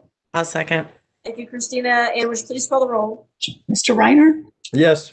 Ms. Fox, Yes. Ms. Ludo, Yes. Vice Mayor DeRosa, Yes. Mr. Peterson, Yes. Mr. Keeler, Yes. and Mayor Ambrose Grooms. Yes, okay. Resolution 67-20, 68-20. Approving the petition for special assessments for special energy improvement projects under Ohio Revised Code, Chapter 1710, and 6820 is approving the necessity of acquiring, constructing, and improving certain public improvements in the City of Dublin, Ohio, in cooperation with the Columbus Regional Energy Special Improvement District. Thank you. Introduction? Thank you, Introduce Christina.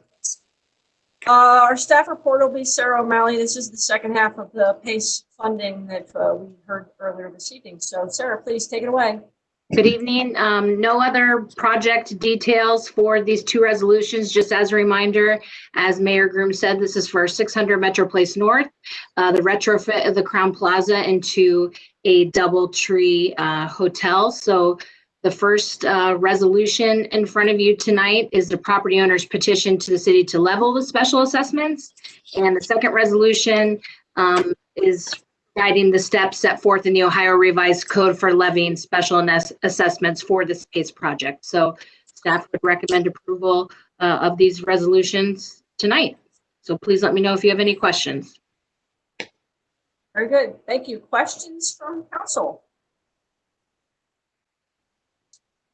I want to check in with Sue. Have we received any public comment from the web? We have not. And Ann, have we received any through the clerk's office? We have not. Okay, is there any further council questions or discussion? Then Ann, would you please call the roll? This is a combined roll call on 67-20, 68-20. Mr. Peterson, Yes.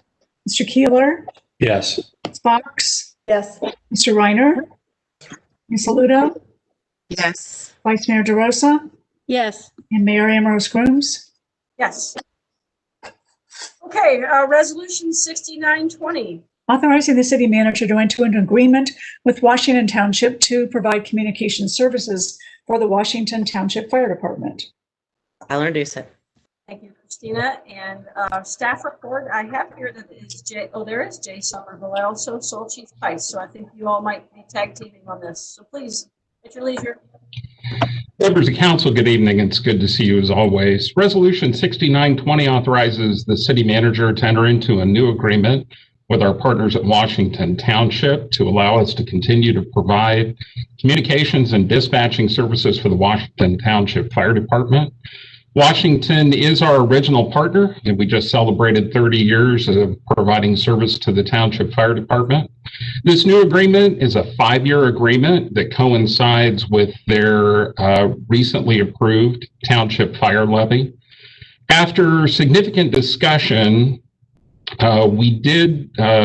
Stifler and I talked extensively about whether or not to transition Washington Township to the distribution budget method that we currently use with our other partners.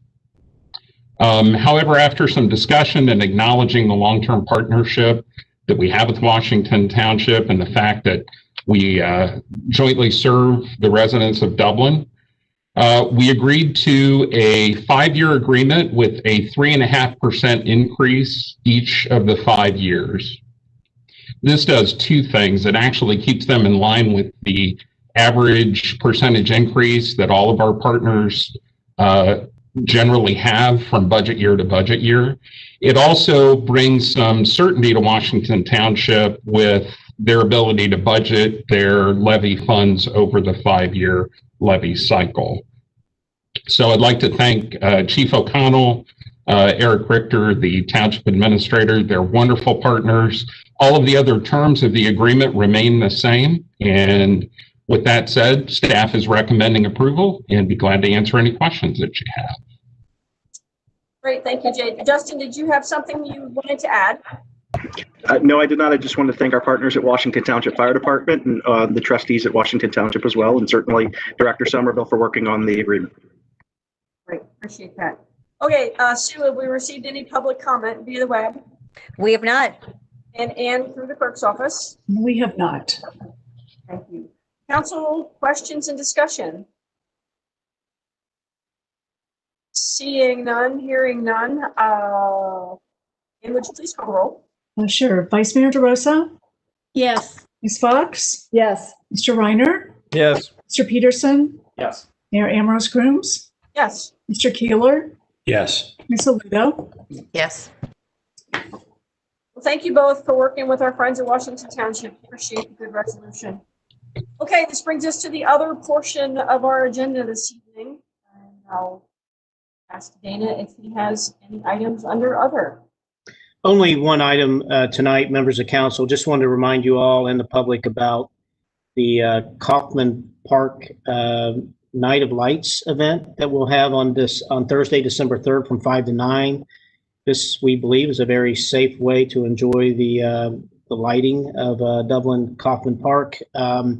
This is in lieu of the tree lighting ceremony that we normally do every year, and it's a great opportunity for the community to come out in a very safe way and stay in their cars and go through and see the lights. So, and I think you all have received information about that in your packet if you want to participate. So just let the event staff know. So hope everyone comes out to see that. Are there any questions you have? That's all I have tonight. Great, appreciate that, Dana. And then staff comments. Do we have any staff comments? No other comments. Okay. Great, thanks, Dana. Council committee reports. Planning and zoning, Jane. I don't have anything tonight. Thank you. Admin, Kathy. We meet on the 3rd of December. Thank you. Community development, John. Nothing, thank you. Finance, Christina. We will meet on the 3rd. Public services, Jane.